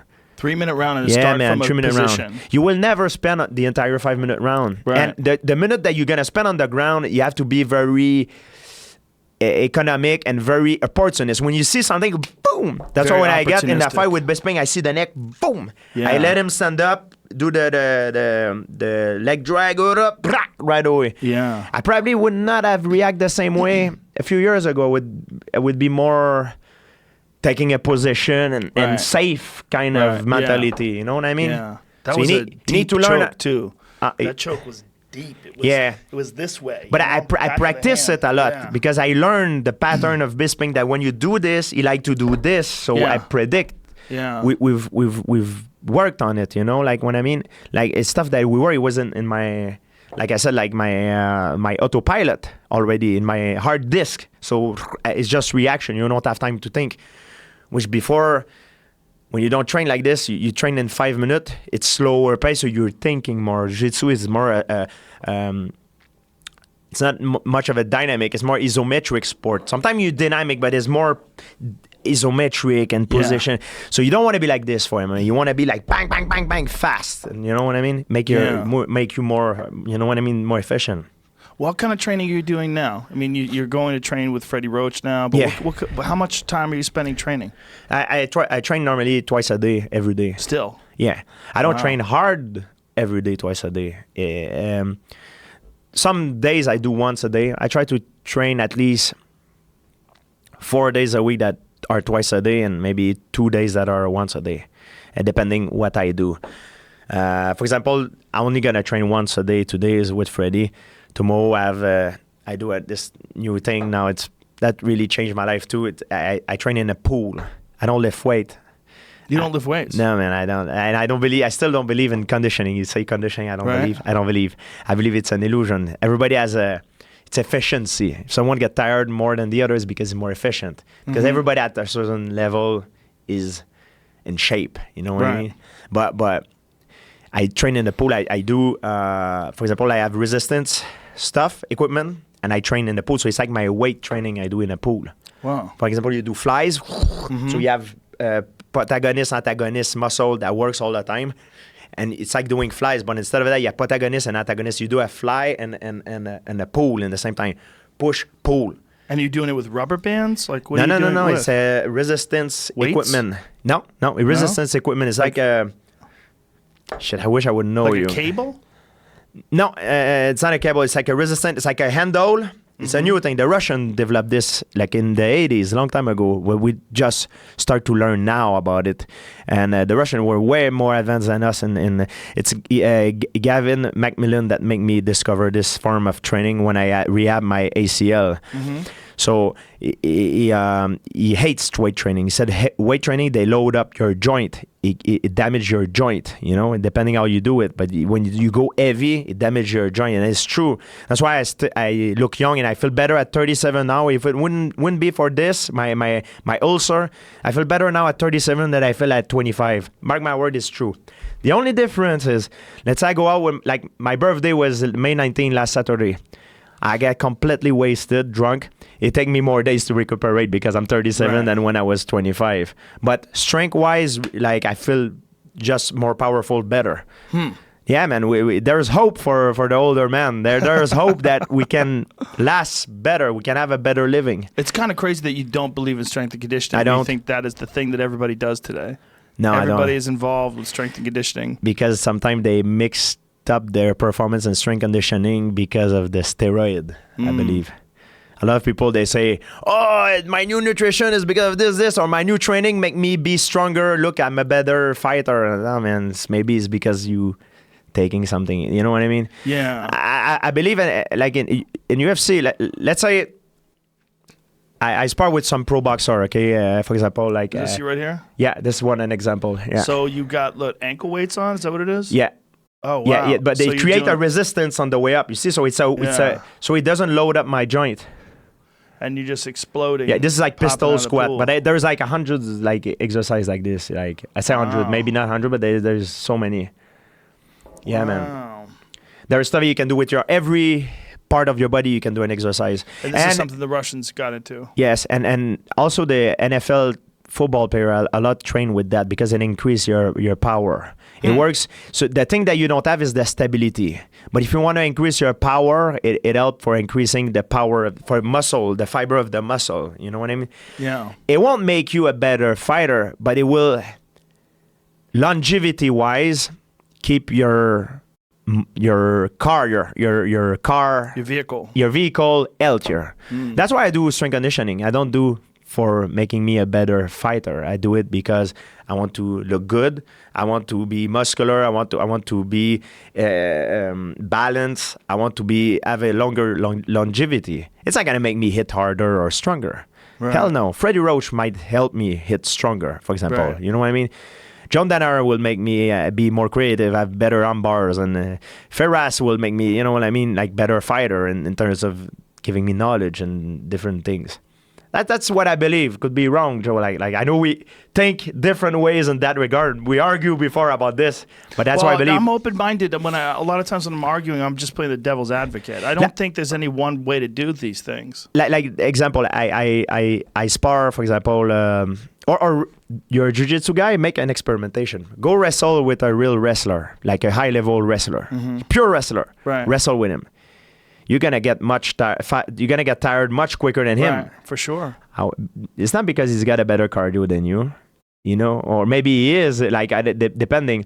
But then after that, go on the ground, sit down, and shake his hand and start rolling on the ground. I guarantee he's gonna get more tired than you because if he never done jiu-jitsu, he's gonna spend a lot more energy. You're gonna be much more efficient than him. Right. Even though maybe he has a better cardio than you, if you take a VO2 max test, maybe he's gonna score better. However, you're more efficient. It's all about efficiency. Yeah. They try to sell you the product. They try to sell you the program. It's all freaking advertising. Our life is made of advertising. That's why I was angry. And we talk about intermittent fasting. Like, there's no pills for this. There's nobody that makes money. Right. That's why nobody talks about it. But it's so efficient. It's the oldest remedy in the world. You know what I mean? In 3 days, you can rebuild your immune system. In your gut, all of it. In 3 days of fasting, you do it. Take Himalaya salt with the water, you go train. It's perfect. You go in autophagy phase is the best. You know what I mean? But nobody talks about it. Same thing in cardio and all that. They have to commercialize. Oh, it's the money. It's all about selling you the thing. Right. Our life, it's all about branding. Everywhere we go, it's freaking commercial. We're surrounded by commercial if we want it or not. Sometimes we don't even realize it because it's so present in our life. So it's not gonna make me a better fighter. I do it because I felt good develop my muscle. It is good for me to be, to have muscle for my brand, for me, for advertising, for even for myself. Feel good, you know what I mean? Joe, feel solid, you know what I mean? I get it. Yeah, that's the real truth. It's not gonna make me hit. You think this is gonna make me have a better hook? No, man. It doesn't transcend like that. Right. Timing, precision, forms, everything. It's not. If Joe Louis had the smallest arm, I think. One of the smallest arm, he hit like crazy. Yeah, he did. You know what I mean? When you look at his build, he wasn't like a Mike Tyson or a Lennox Lewis. My friend Adonis Stevenson, he's built. He's an athlete, but man, I sparred with him many times, and he hit like a fucking truck. He's probably the heaviest hitter I've ever seen in my life. You know what I mean? Yeah. And he's not like, he's strong, he's athletic, but there's guys that look stronger than him, or bodybuilder. Yeah, because that's because of his form, the way he transfers his weight, his vector of force, everything, his technique, his timing, his precision, everything is Don't you perfectly. It's bone structure too, a little bit too, right? Especially power. Your freaking back kick, man. Like, this is something, it's not because you're there and I said, the human being that had produced the highest amount of force that I ever witnessed in my life is you, man, with your freak. And I'm not saying this is the truth. I never seen a human being physically capable of hitting something with that much force than you.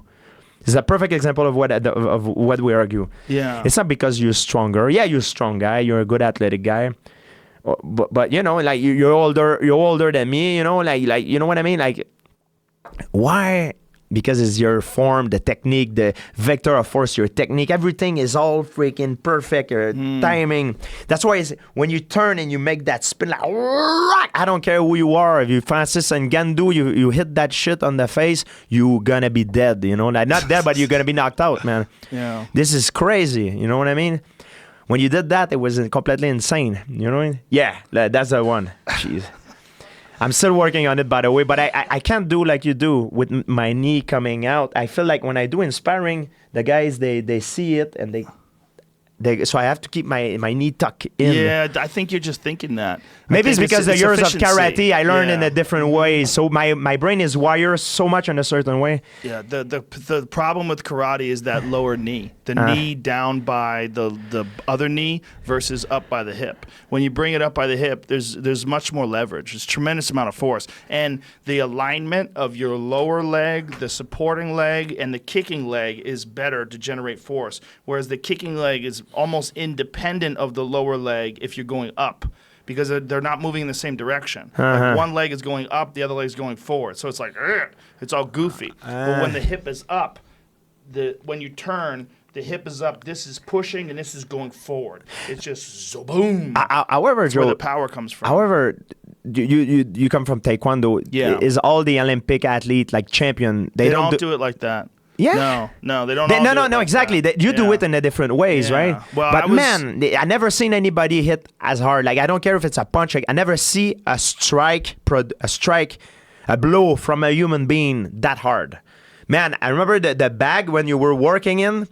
It was a freaking hole almost in the bag. It was like a curves in the bag, like with your footprint in it. I'm like, it's completely insane, man. It's a lot of power. I was with Eddie Bravo, and I remember we were freaking out. Then you were going back and forth, and we worked together because of Danaher. Yeah. Because John came up to me and just asking me because I was a commentator. Yeah. He said, I need someone to help George with the fundamentals of his spinning back kick. He needs like a technique refresher. Do you know anybody? And I said, this is going to sound crazy. I go, you just got to listen to me. But I have a really good spinning back kick. So that's how you put it out. He's a smart guy. I said, he put it to me just asking if I knew a Taekwondo guy. He knew. He did know. He knew that he told me he's going to ask if you could work with me.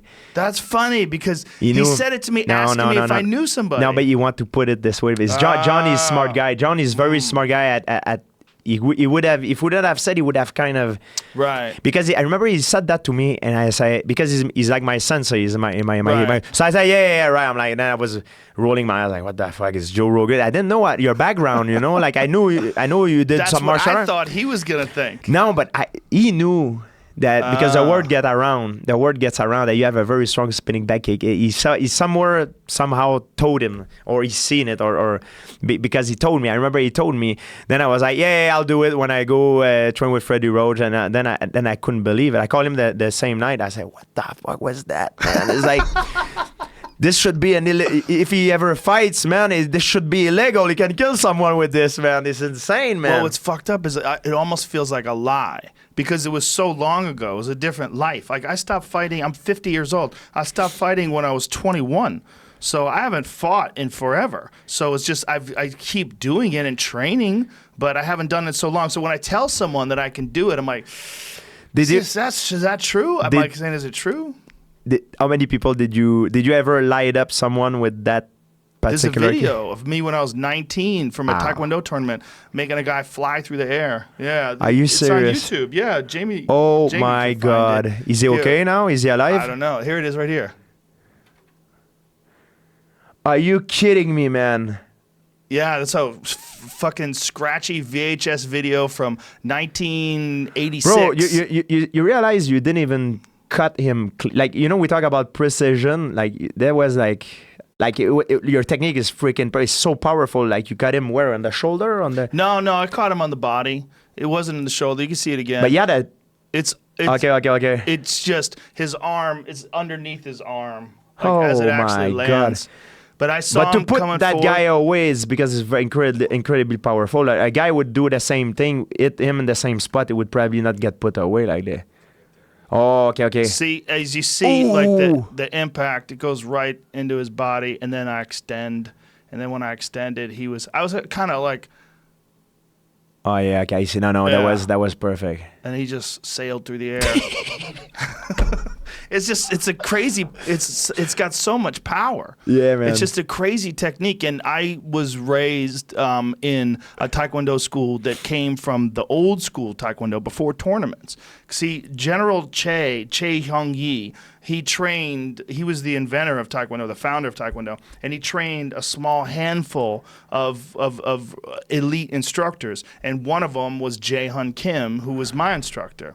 So my Taekwondo background was the old school Taekwondo, before Olympic, it was even a consideration. And so everyone trained for power. It was a different thing. Breaking, yeah. Yeah, it was you had to be able to defend yourself in the street. My instructor's idea was, if you couldn't hurt someone with a kick, like, why even practice it? Yeah. And these Taekwondo guys in tournaments, they were tapping each other. They were just moving really fast, trying to score points. And he hated that shit. And he felt like you had to load up more. There had to be more power into those techniques. And it wasn't quite as fast as like the really quick style, Olympic point style Taekwondo. Yeah. But that Olympic point style wouldn't hurt anybody. You couldn't keep them off of you. But the thing is hard for me. Like, I try to practice it your ways, but I don't know if it's my hips or the way. No, it's just reps. It's just repetition. Okay. We'll go over here after we're done. We're done anyway now. Freaking hard, man. We'll have this gym here. I'll just give you a refresher. Yeah. But a lot of it comes from the front leg side kick. Nobody I know. I went back to karate training because I've done Muay Thai, but I was coming from karate background. We've done it straight, not like you, straight. Then in Muay Thai, then I haven't done it for a kick, like back kick, for a long time because they don't really do that much in Muay Thai. But now I went back to karate, my last fight, and when I start to redo it, I've been taught again with the knee. The knee down. Yeah, but I like the way you do it, man. It's the knee crazy. has to be higher. Yeah, the knee has to be higher to get the full power into it. I just don't have the same efficiency with it. Yeah, it's crazy. but it can be done. You can learn that efficiency. Shit. 100%. It's freaking nuts, man. Yeah, but it comes from learning first the right way to do the front leg side kick. See, the front leg side kick, you develop that, boom, that knee comes up, and then, boom, it's all in thrusting that hip and popping it forward. And then once you develop the speed from doing that, then you do it with the turn. Yeah. Then it's turn, boom. It's the same thing. It's that twist of the hip and the extension of the leg, but then it's also the turn first. So the turn first, boom, and then the extension of the leg. That's where all that power comes from. Shit. But it's all in a straight line. Okay. And then the 360, when the right leg is forward and you step forward and then throw that kick. That's like getting hit by a train. Yeah. That's the one that's the strongest I ever seen. It's insane. That shit's crazy. It's you're running at someone. And you're not even in your prime now. No, I'm 50. Shit. Yeah, but when I was 19, I could do it like a laser beam. It was so fast. Yeah. You know, like in that video. I mean, that's all I did though. I mean, but from the time I was 15 to the time I was 21, I didn't do shit. I barely did any homework. I didn't pay attention in school at all. All I did was fight. That's all I did was do Taekwondo. That's all I did. I just wanted to be in the Olympics. I wanted to be a Taekwondo champion. Wow. Yeah, that's all I wanted to do. But then the problem was I started sparring with kickboxers and getting fucked up. And I realized that Taekwondo has no hands. Like the hand techniques were useless. And when I would be in a boxing ring and I would be sparring with someone, they'd just get me in a corner and start fucking me up. And I was like, oh, I don't know how to do this. Like I need to learn how to box. And so I realized Taekwondo in a lot of situations is not effective. It's not useful. Yeah. Like I needed to learn how to box first. Yeah. And so then I started training that. And then I started training with Muay Thai guys, getting leg kicked. I'm like, fuck. Now this, because we were doing like above the waist kickboxing. Yeah. And then I saw Rick Rufus when he fought that Thai fighter. You know, there's a really important fight when Rick fought this guy and the guy just chopped his fucking legs out from under him. Like, I saw that fight. However, you put the same fight in the MMA contest. Like, I mean, Rick Rufus beat the shit out of him the first I think few minutes. Yeah, he killed the guy. Like, but the guy used kind of the rules to stand back up. Then you okay? Yes. You put that in the MMA context. That's why the striking in MMA, people say, oh, let's say Mayweather goes into MMA, he'll knock everybody out if they stay standing up. I don't agree with that at all, man. No, he'll get killed. Yeah, with even his legs. Not only the leg, Joe. I think even the hand, the like Randy Couture beat Victor Belfort. Remember with the how do you say that in English? Like the uppercut, the boxing, the dirty boxing, glitching is very different. It's very even different. The distance. The timing with it's just a small glove, you know. It changed everything. Sure. Man, I spar a lot with much better decorated pure wrestler than me in MMA. I put them all down, all of them. Not because I'm a better wrestler, it's because my timing I learned from karate how to close the gap in karate. But I use the karate for the takedown. Some use karate for blitzing and like Wonder Boy. Yes. Just depend how you use your tool, you know what I mean? What do you think about Wonder Boy Tilt? That's this weekend. Oh, I'm going to watch this fight. I think two things can happen. How long are you going to be in town for? I leave on Friday. I got to go back on Friday, unfortunately. Yeah. Fight's on Sunday. It's here? Yeah. No, it's in England, but it's early morning. Oh, yeah, it's true. We're going to do a fight companion. Yeah. We're going to come in here and watch it. Yeah, I gotta bounce, man. And I wish seriously, it's because I really have to bounce. But this weekend, I have something important this weekend. But man, I need to be in Montreal Saturday. But shit, I would have. Man, that fight's gonna be. We'll do another time for sure. Let's do it for sure. Normally, I watch fight with people that doesn't know nothing about fight. It's fucking fight depressing. Companions are fun. We drink a couple beers, watch the fights. My fight companion are different than most of my friends are not really fighters or like normal guys, geeks or whatever. You know, they think they know, but they don't know nothing about fighting. Is that annoying? I have no idea how freaking annoying is. And I'm trying to be diplomatic. I'm sitting here and everybody's like, hey, why you didn't do this? Why you didn't do that? I'm like, and I used to try to correct them. I used to. But I put so much effort and energy that I just gave up at one point. I'm like, why you didn't do this? Like the fight Tyron Woodley with Wonder Boy, people, like I was watching the fight, it's like, it's so boring, I can't believe it. It's like, dude, you just don't understand that with Wonder Boy, you go with Wonder Boy and you charge him like this, he would, you know what I mean? Like, I don't want to talk about, he's my friend, and I don't want to talk about for Darren Till if he listened to this. Wonder Boy is my friend. But they just don't freaking get it. They don't understand. They're not educated about the culture. Like, it's the same thing on the floor. Oh yeah, why don't you do that? Like, and they have a few fights in the street. And, it's funny. They're my boys, man. I like them, but a lot of them, like sometimes I listen. Not all of them, but some of them are like, oh jeez, man, what the hell is this? It is frustrating. They think they know, but they don't know, man. A lot of them. They think they know, but they don't know. I still love you guys, but oh my God, sometimes it's annoying, you know? Well, listen, George, let's wrap this up, man. Thank you for coming here. I really appreciate it, brother. It's always great to see you. Thank you, man. Thank you. Is it the real time? That's the real time. Holy shoot. Are you serious? Time flew by. Yeah, we did 3 hours. Oh my God. Are you serious? Yeah. You sure? No, It can't be the real It's a time. time warp in here, man. Dude, that's insane. I need to be to the content. Let me check. Where do you got to go? I go to the contender with Freddie Roach. What time are you supposed to be there? Yeah, I'm checking. But you needed to train with me. I think I needed to be there at 4:30 before. You could leave or right I now. think it closed at 4:30.